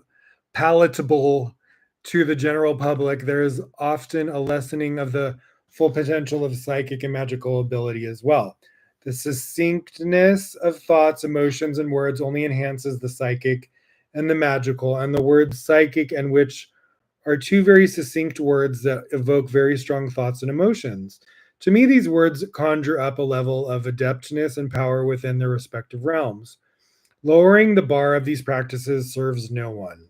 Magic ability and psychic perception may seem like two completely different things at first, just as the Roman god Janus is depicted with two faces on a singular being. The psychic and magical are two sides of one coin.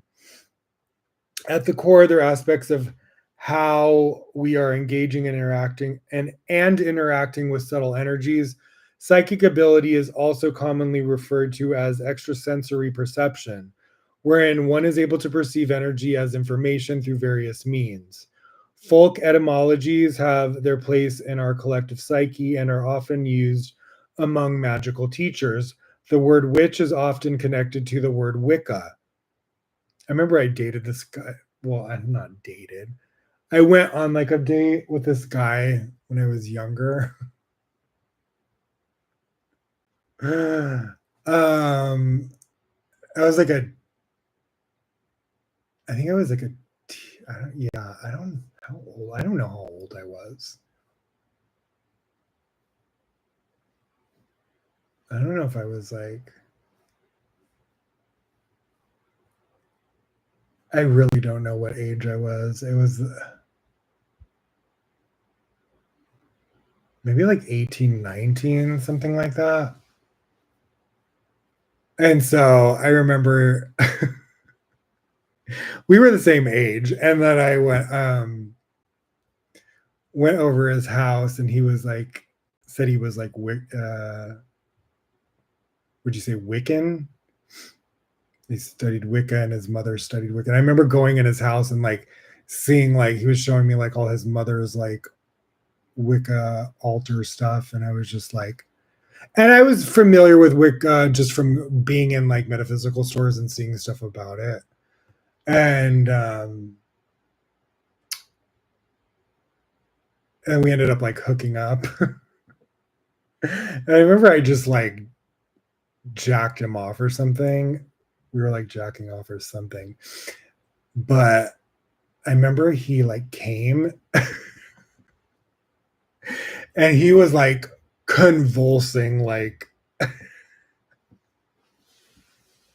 I remember he was like really blonde and like a natural like really light blonde. But I remember him like almost like orgasming in such like an extreme sort of orgasm. I'm like, are you okay? It was funny. I just have that weird random memory. I was like, what the fuck kind of orgasm is this? I was like, you're scaring people.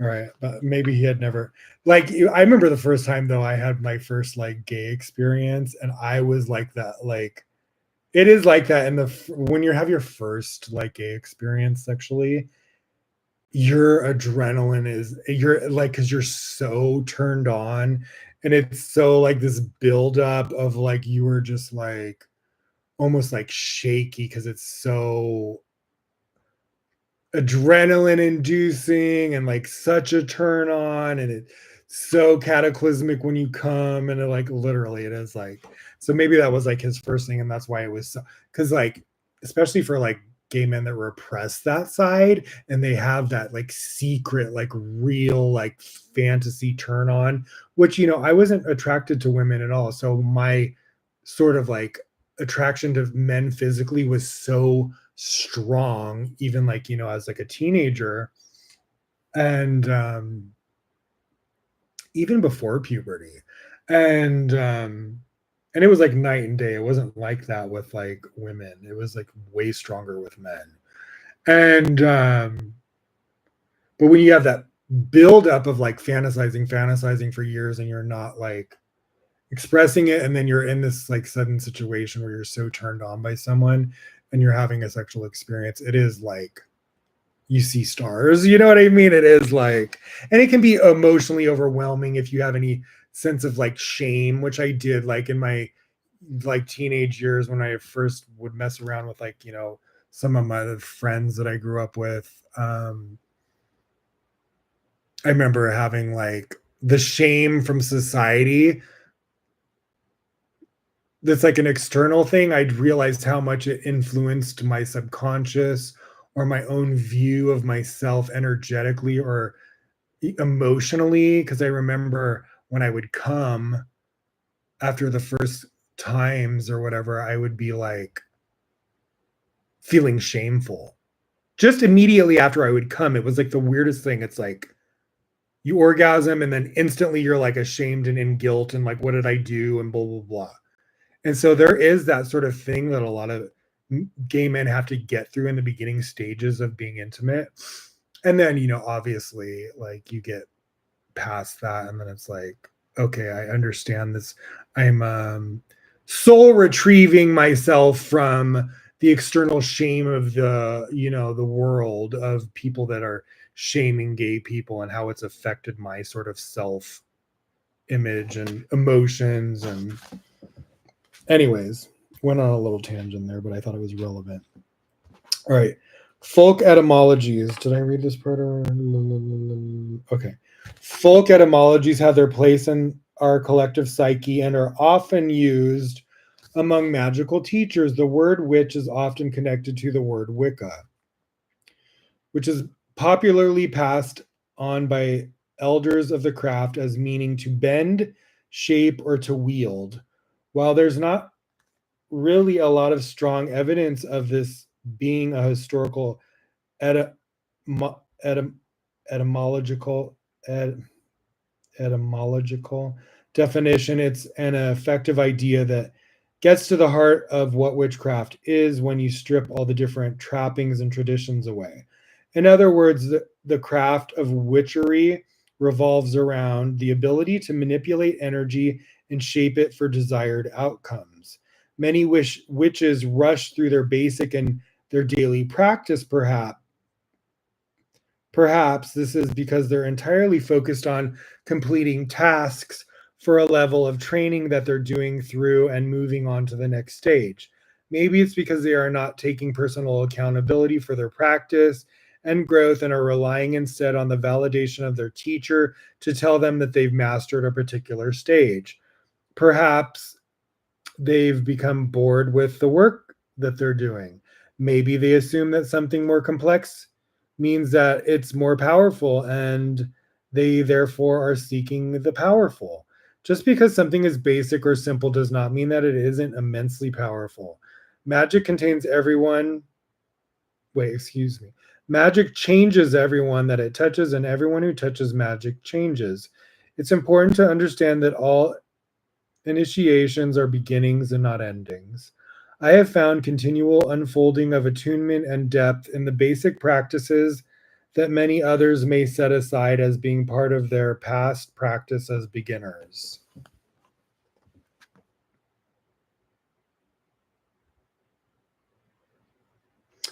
There are times when magical practitioners can lose their love for magic despite engaging in complex rituals and magical practices. I've had many witches tell me that their magic was no longer working and that they were getting bored with the craft. This may lead them down other avenues of exploration in regard to spirituality, but in my experience is usually a call to revisit the basics. Yep. It was interesting. One of the titles, when I was coming up for titles to this episode, I thought of the line back to basics. So that's weird that it says that. It is within the basics that we can find new depth. And I just was having different titles pop in my head. And one of them was that, but I was like, no, this doesn't. I didn't choose that, obviously. It is within the basics that we can find new depth. I have seen dedicated and earnest seekers begin to radiate energetically just from grounding and centering themselves. Yeah, sometimes you can just be like distracted emotionally by life, and sometimes it can just throw you off of like your groove, and sometimes you just need to like recenter yourself,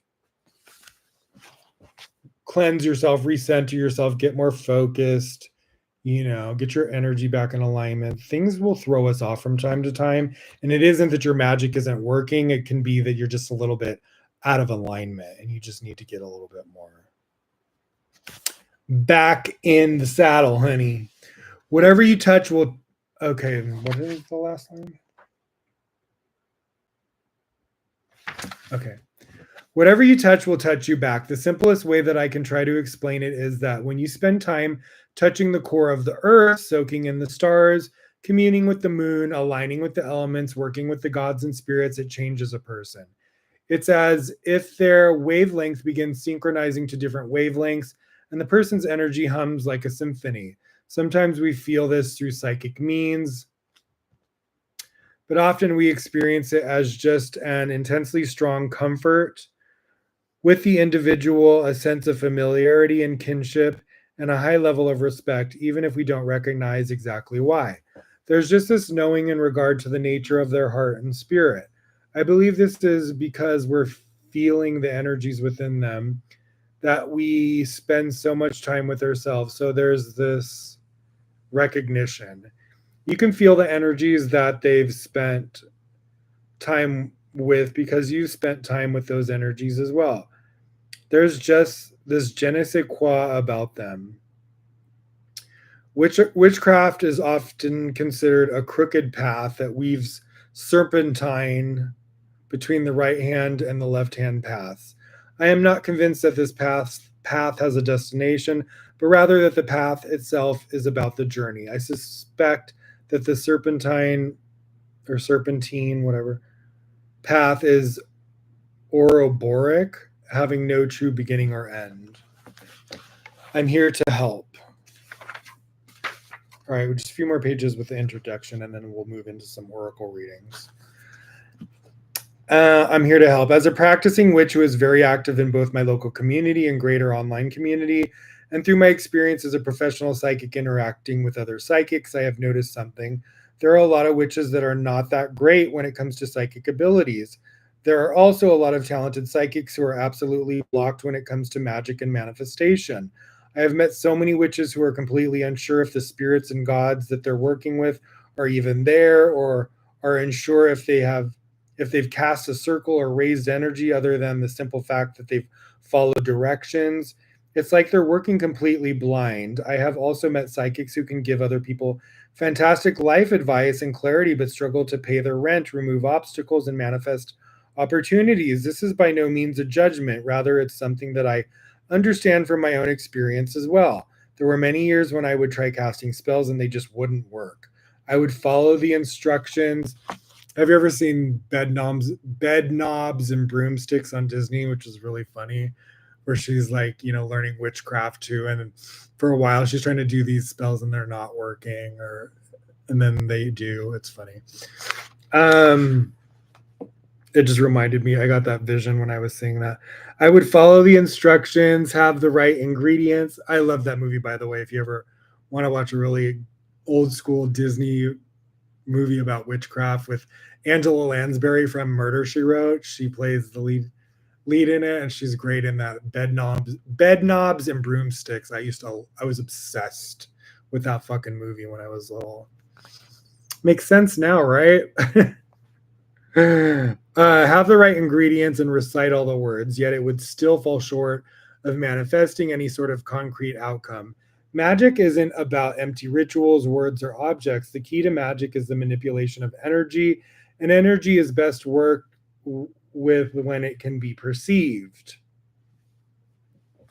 And I think all this kind of reverts back to learning to be a channel of energy and how to like channel energy. Which there's a lot of like details that I think maybe are left out where the people don't realize, sometimes you want to be a pure vessel or do cleansing rituals. There's lots of like things that will help enhance your gift. That I think sometimes people do things that maybe disconnect them and they don't realize that that could be the thing that's either like blocking their intuition or their manifestations or whatnot. Because sometimes it could be subconscious things too, that we have blockages in our vibration or whatever. So through the years of my deep immersion within both the psychic and magical worlds, I began seeing how these two abilities not only work together, but also how greatly they complement and strengthen one another. So again, just studying Kabbalah for 20 years, I saw myself go back and forth through like different behaviors, being purified, being not purified, learning about what it means to like be a vessel and channel energy and yada yada yada. So I've seen my gifts go back and forth multiple times, from being stronger at certain points to less stronger, feeling more connected at times to feeling disconnected. So I've gone up and down through that over the years to really see, learn about that subject. So you can use magic to enhance your psychic ability, and you can use psychic ability to enhance your magic.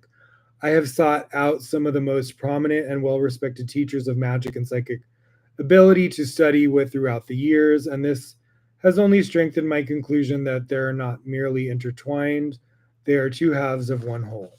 Through the experience of my own practice and through years of actively teaching others both psychic and magical development, I have been able to boil down the foundations of awakening to your psychic senses and wielding energy.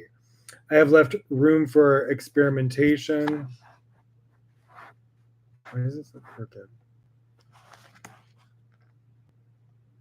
And adaptability. There are absolutely no one-size-fits-all methods for perceiving and working with energy. Individuals are individuals, and we're all wired differently, thus different things work for different folks.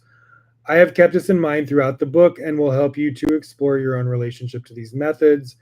I have also stripped away techniques and trappings that are specific to certain traditions of witchcraft as much as possible.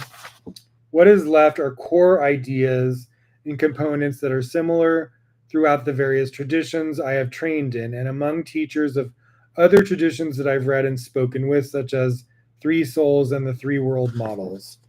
Through my own experimentation, I have found that there are ways around certain culturally specific practices without appropriating them as our own, simply by using a cosmological system that is a bit more universal in nature. While the divine is touched upon, I have left room for you to modify this based on your own spiritual beliefs and have also provided some angles to work through this for those who are more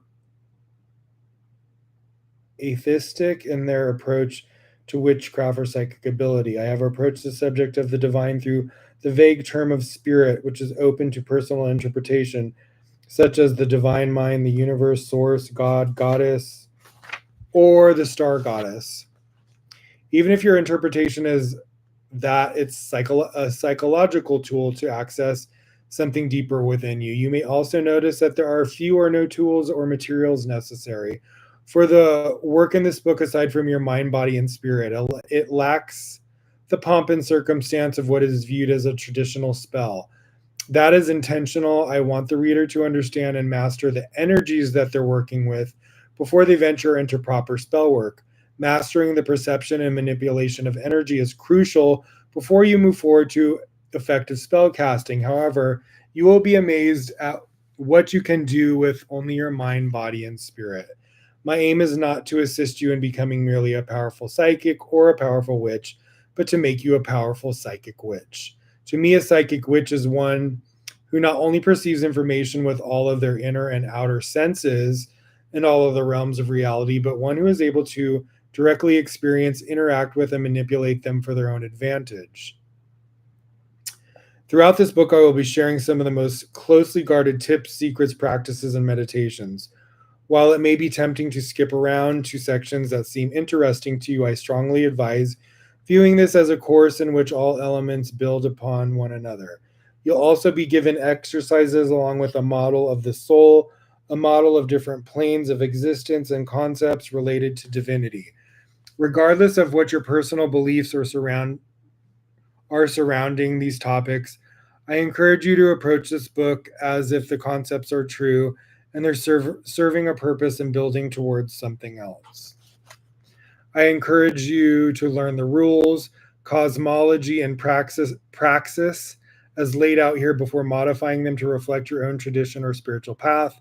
Due to the spiritual and metaphysical nature of these topics, it's hard to say with any certainty that this is the way that things are, but I can say with certainty that following the concepts as if they are true will yield great results. At the least, view it as a giant thought experimentation of holding it to be true for the purposes of this book. Learn the rules first and break them when you're thoroughly experienced and understood them as I'm teaching them. I believe that different people get different things out of witchcraft and spirituality. But for those who focus on mastering magic, witchcraft takes work. It takes dedication, it takes perseverance. For some, these statements will stir up insecurities of inadequacy, and that isn't my intention. My intention here is to hopefully inspire and motivate you in your practice. Though I teach and share, I see myself as a seeker and a student first and foremost. I sincerely believe that an earnest beginner, which lighting a candle for the first time and making a simple wish with a focused will can be infinitely more powerful than a seasoned witch who is performing a complicated rite from an archaic book of magic for the same goal. If that seasoned witch is just going through the motions without sincerity. It all depends on the level of work that they've put into their path and practice and how much of their heart is in it. From where I am in my path, it appears to me that mastery is not so much about reaching a specific end goal, but instead about seeing how deep you can take practice and striving to better your experience with it. Meditation, for example, is one of the most straightforward techniques out there, but it is also one of the most profound and transformative. The simple act of closing your eyes, focusing on nothing but your breath, can seem basic and easily tempting to rush through. But how many people do you know who cannot meditate, who cannot clear their minds or focus on solely one thing with every sense engaged with it? You can't build a magnificent structure on a weak foundation and expect it to stand the test of time. Regardless of where you are on your path, ensure that part of your daily spiritual and magical routine involves deepening into the basics. Excuse me. How much deeper can a simple practice element of magic go? I encourage you to not lose sight of the foundations. We practice witchcraft, perhaps because it is something that can never truly be mastered, but rather something that we deepen and strive to perfect just a little better every time we engage in it. This book is written for everyone, regardless of experience level, and is meant to be an entry point for some. While some of the fundamental practices and concepts may seem basic to more seasoned practitioners, I encourage you to revisit them with me. Being adept in these fields isn't about how complex you build upon the foundation, but how much richness you can gain in your practices by diving into the core elements. You may discover a new level of depth by returning to them. It is my hope that this book will present these practices and ideas in a new light that both the novice, seeker, and the most seasoned practitioner can sink their teeth into.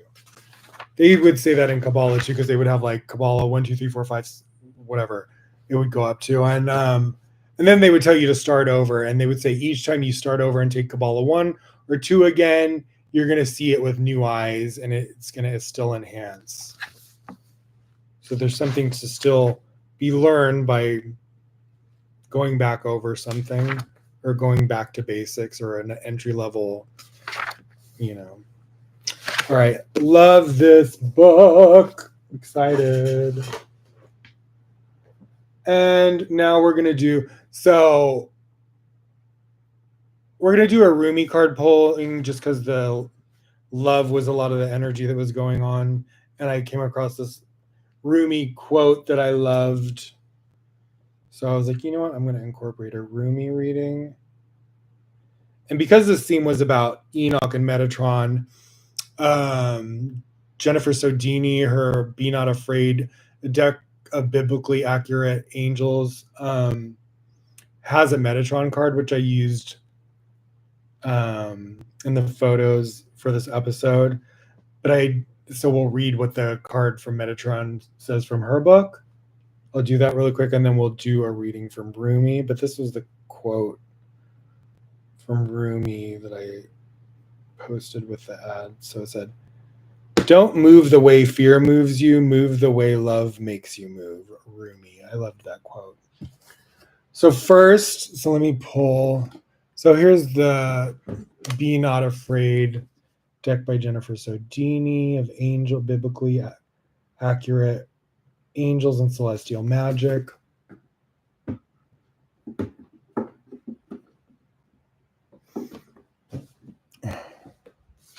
So here's the Metatron card. So I have my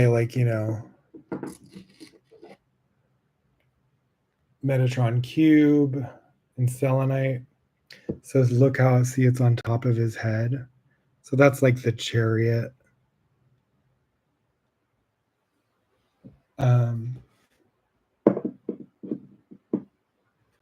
It's funny because I have a skull sitting up here too, so it's like funny how it's like showing like the head, and I have this right next to the skull. Because there was also a theme from next week's Bible portion where it was talking about King David, and it was referring to a skull and the things. So wicked people, it's inscribed in their bones, the wicked actions that they do, and the same for righteous people. And so I used, we have a skull from just like our Halloween decorations that I brought out to go with the theme of that quote, and just everything started pairing together, like all the aesthetics of like witchcraft and the skull from next week's Bible portion from the Old Testament and the Zohar. And so I just love how things just kind of weave together organically without me even having the intention of it. All right, so let's read what Jennifer Sodini's Be Not Afraid book that comes with the deck says about the Metatron card, which was the subject of the book of Enoch. Enoch becomes Metatron. Apparently, it's referred to as the only human that was turned into an angel by God, which I thought was interesting. And I love that that's the angel that corresponds with Supernal David in the Zohar. So I was like, it's funny just how everything kind of has been tying together on this episode.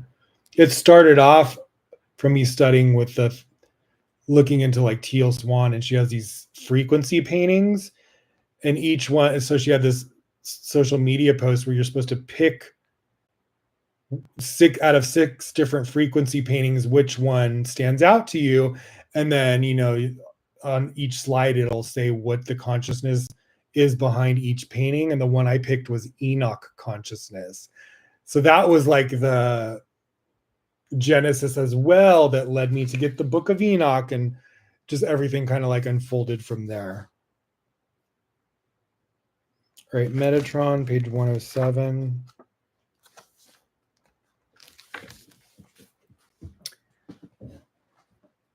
And Metatron's supposed to be referred to the angel of wisdom because God showed him all the secrets of the universe. And that's how the book of Enoch is like, God's like showing him all these different parts of the world and earth and the heavens, and that's what the first like beginning of the book, and you're just like, it's almost like as if you're like going along with Metatron, and he's describing everything God's showing him. Okay.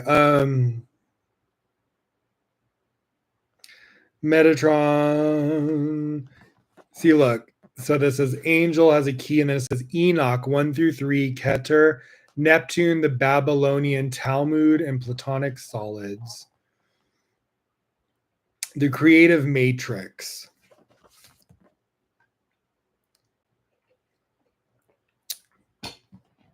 Okay. Angels don't adhere to the cycle of birth and death that governs human existence.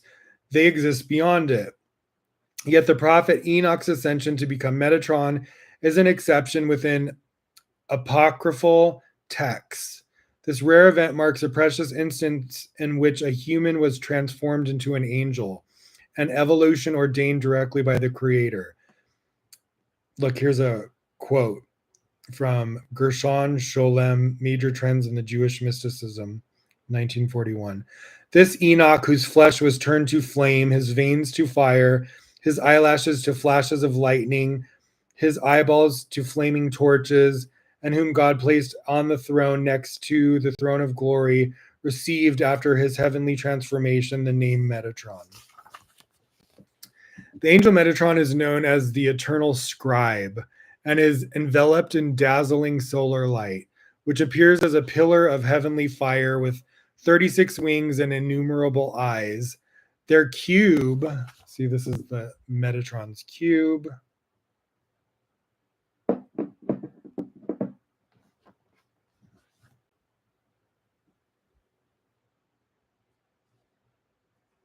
Their cube, often called the matrix of creation, symbolizes the structure of reality, the fundamental building blocks of the universe and the blueprint of life itself. It is considered a potent symbol of the interconnected nature of mind, matter, and the archetypal emanations of divine light, the Sephiroth on the tree of life.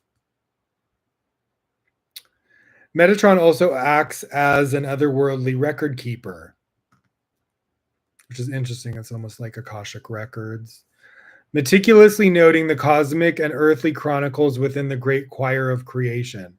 Their teachings emphasize the potency of language expression and the arts. Music is often described as a form of magic, and the harmonic resonance of song offers a meaning to connect with the numinous through vibration, whether through a hymn, psalm, or poem. Similarly, art in its unending possibility can be a potent vehicle for conveying the profound without uttering a single word. You know, it's interesting because I put this quote too about music from Psalms, which is so interesting that I'm hearing this too. And I put that because after I channeled that song by Ethel Cain, I was like, oh my God, this, you know, when I channel songs for some of my projects and it just feels like it fits it like a glove like that. And it's just like almost supernatural, the synchronicities, how they align. It's just, it conveys the message or the emotion or the energy in a way that, you know, other things sometimes can't. So this quote I put along with the advertisement as well. I will sing of the mercies of the Lord forever. With my mouth will I make known your faithfulness to all generations. And this was all about generational trauma. So I was like, how perfect is this? That's Psalms 89:1 from the New King James Version. A lot of people say, there's a lot of like people that said King James was gay too. It's like a controversy, you know. There's a lot of like historical references from certain historians who say that he was gay, and then there's people that are offended by that statement. Tale as old as time, right? So who knows if he was or not? I don't know, but I hear that regularly when I hear things about King James. Okay, so yeah, similarly, art and its unending possibility can be a potent vehicle for conveying the profound without uttering a single sound. The presence of this angel in your reading signifies an invitation to access the deep reservoir of creativity within your imaginal record. Embrace this chance to make ripples in reality through the art of play, whether by writing, painting, music, or any other form of art. This messenger's emanation has appeared to offer creative flow as you elevate the shape of things to come by channeling your own artistry. And now here's the magic. Channel the transfiguration of Enoch to Metatron as you create a work of art in any medium you choose, which represents how you'd imagine yourself as an angelic incarnation. Oh, that's interesting. This can be literal, metaphoric, or abstract. Free flow with your creative interpretation and know any feelings or emotions that manifest within this creative process. So that's an awesome little activity you can do from Jennifer Sodini is like envision yourself as an angel and how would you look and flow and all that. Awesome. All right, so we're going to do a little love reading from Rumi. Love is always on my radar. Where am I going to set this? This card over here. I don't want to lose this card. Okie dokie.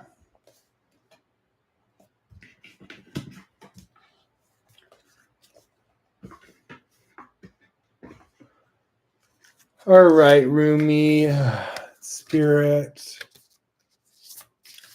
Just pick a single card and just pull on some guidance and love.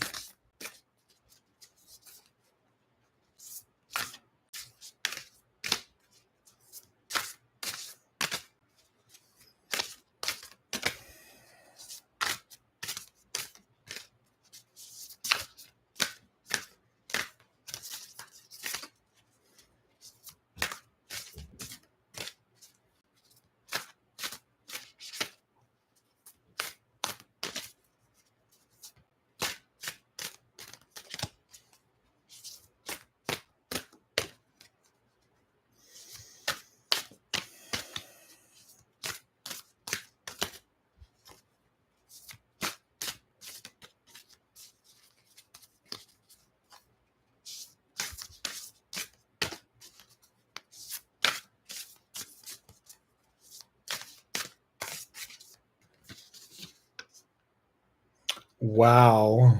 Oh my God. Oh my God. I was just talking about my soulmate. I was like asking for some sort of like guidance on my soulmate situation. And look what I got. Sacred union. Ooh, that gave me the chills. I was asking for like specific my soulmate situation, who I'm in love with. And I was like, can you show me something about this situation? Which I've only done one tarot reading on the situation. I never do readings on him at all. I just never do. I just don't, I'm not like a type of person to like invasively do readings on people. I just don't. I'll do general readings for myself, but I did one tarot reading once and it went well. But this was like specifically, can you show me something about this relationship? And boom, sacred union. That is fucking, couldn't ask for more.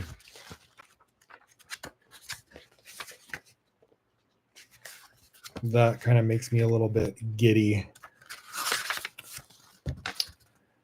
All right, babe. 19. Let's fucking go. I'm just kidding.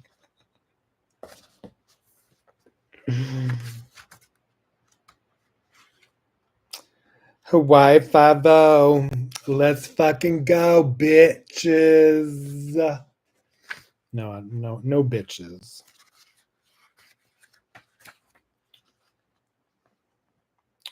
Only love, only lovers, the lovers. 19. All right, where's the 19 Sacred Union, 89. I love that it's ending on this note. This makes me happy. I mean, everything's all great and all, but love is the most important thing to me. I love career, I love creativity, I love this and that, but love is my biggest desire. In sacred union with my soulmate, that's everything to me. Sacred union, only the oneness of love and the lover is eternal. Ooh, God, I love that. So this is the Rumi quote. It's like just 3 lines. Only the oneness of love and the lover is eternal. Surrender your heart into this union, for all else in the world is momentary. Wow. Wow, that is powerful. Oh my God, let's read that again. That Sacred Union by Rumi. Only the oneness of love and the lover is eternal. Surrender your heart in into this union, for all else in this world is momentary. How beautiful is that? I would literally, I'm not a tattoo person just because I have really sensitive skin. Even one time his rabbi was like, David, I was like, yeah, we're having Shabbat in Vegas. He's like, don't ever get a tattoo. And I was like, okay, I don't know why, but I've always had really sensitive skin. For whatever reason, I was just like, okay, I used to want them years ago, but I'm not like big on like, they're, first of all, they're expensive, they're painful, and I was just like, you know what? No. But years ago when I was younger, I had all these ideas of, oh, I want this tattoo and this and here and here. I had them all planned out where they were going to be and everything. And then time went by and I got older and, was still not financially in a place where I would do them anyway. And even if I did, I would be wanting to work with tattoo artists that were like so good at the skills, because I don't like shitty tattoos. Like I want it to be like a fucking work of art. You know what I mean? And so, but I just don't have a desire for tattoos anymore. But that would be a great tattoo, that quote. It's kind of long though, still 3 lines, but all right. Anyways, I'll shut up now. Stupefied with bliss, I become without thought. There is no grief in the loss. There is no grief in that loss. I gladly surrender my intelligence in favor of this mindfulness, or this mindlessness. It is ecstasy, rapture. The sweetness of the union so sacred overwhelms my senses. The lover and the beloved are my world.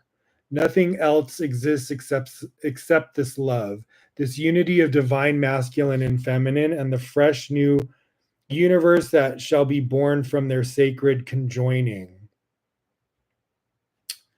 It happens even now between my body and my spirit and in yours and in his over there and that woman passing by, all the creation and sacred, rapturous embrace. So shocking and wild, this frenzy of loving delight without limits. Let us be swept away, my beloved, in the passionate loving that renders duality into one and tips the mind into empty ecstasy. Love this. You lucky, lucky angel, you are to be blessed with sacred union. This union is of the lover and the beloved, the masculine and the feminine. That which appears to be opposite will no longer appear to be so. There is a coming together that is destined and divined. You are to be swept up into a wave of such love. I feel that this oracle comes to you as a portent, a sign that which is to come, and also as a confirmation of your spiritual journey thus far. You have been working to integrate masculine and feminine energies within. Perhaps you have not used those words, but you have been attempting to find the balance between living a surrendered life and leading from the heart. Yep. And then knowing when to take the initiative to set something into motion, when to put your body, mind, and soul into getting your shoulder behind something to push. You have been working hard to surrender attachment to plans and how you think things should go. Yep, yep, yep, yep. Instead, you have intended to show up for what it is, to seek out the genius of life through unconditional acceptance instead of judging and fearing. Yes, this is something I've surrendered more into even recently. Resisting what is as though it were a big mistake, perhaps caused by ignorance within. No, you do not seek to hide from love anymore. I do not.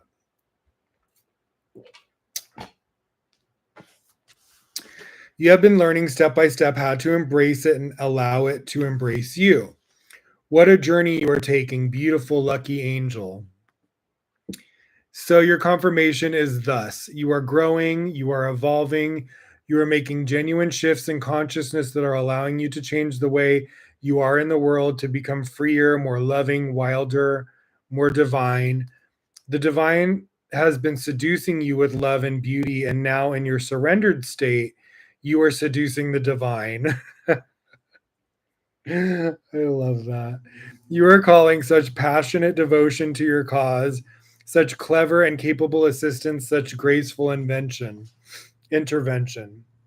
The divine cannot resist your beauty. So keep going with that sacred surrender. Keep believing in the inner healing path you are traveling with such success. Accept this confirmation and acknowledgement close to your heart, and keep traveling along your path of love. Keep this knowledge in your heart. You are meeting your beloved! Exclamation point. What could be more exciting? Nothing.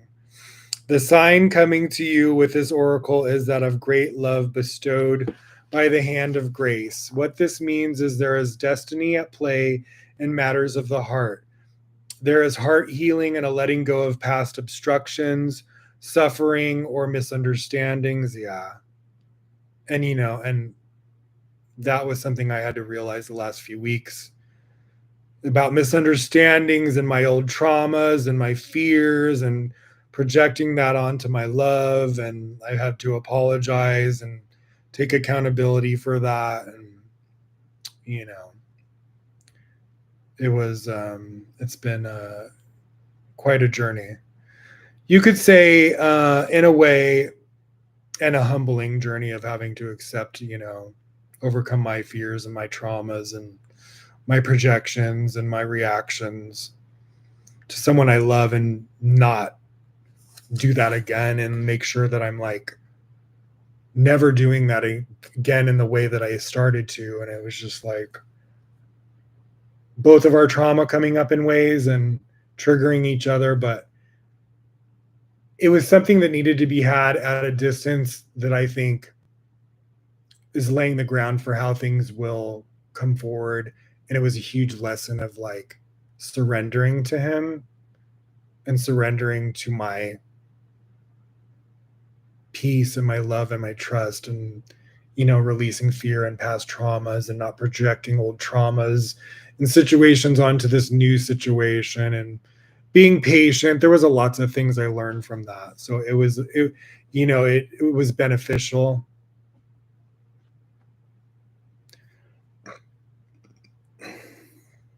You could say in a way that the great cosmic matchmaker has taken up your cause.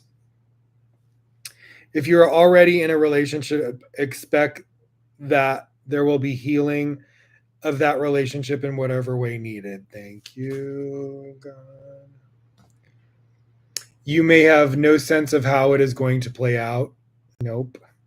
It may result in a deepening of commitment to your lover. Absolutely, always and forever. But it will certainly result in a deepening of your own commitment to love. If you are open to attracting a new and significant relationship into your life, perhaps a life partner, soul friend, or other supporter of your life journey, then the divine is hearing your call, and is answering.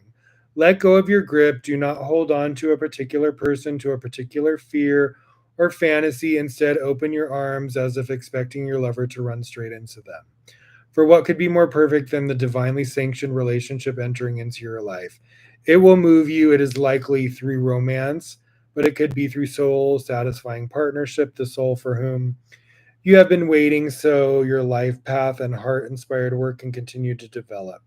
It could be through the presence of a child or even a coming together of your own inner masculine and feminine so that you finally have a clear sense of your purpose in life and the means through which to take action on it, even if that action is to surrender yet again.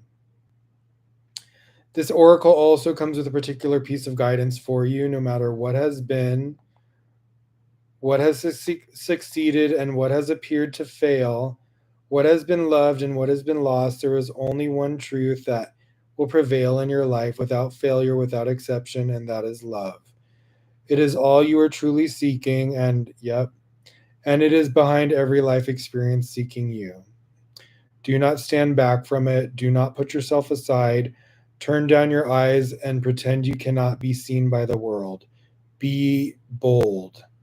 Claim the love that is your divine birthright and know that sacred union is yours, destined in the heavens and blessed by the great beloved. Amen. Sacred honoring ritual. Place one hand on your heart and the other outstretched before you.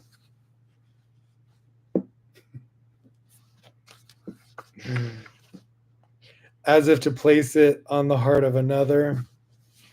Here, baby.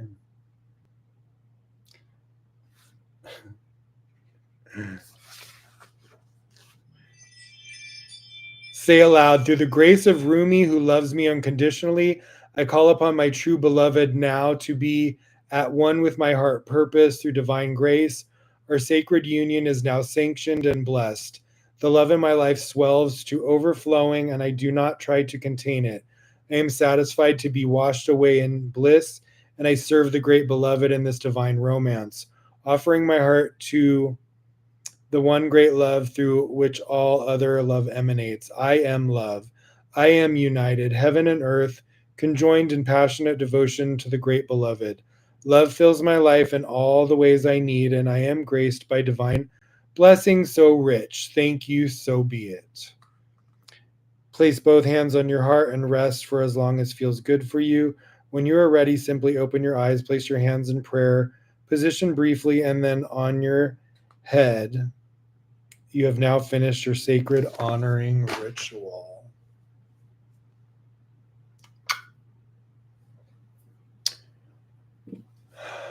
All right, my beloved, I love you. Thank you guys for joining. This was an awesome episode, and wishing you guys all a wonderful month of Virgo. And this black moon that's going on for the weekend and the upcoming eclipse season. Sending you lots of love, light, inspiration, joy, and exploration. That's what Supernal David podcast is all about, is exploring creativity and spirituality and having fun with it, being inclusive, no judgment. All right. I love you, baby. I love you guys. Thank you so much. Have a good night. Hodish Tov. Peace.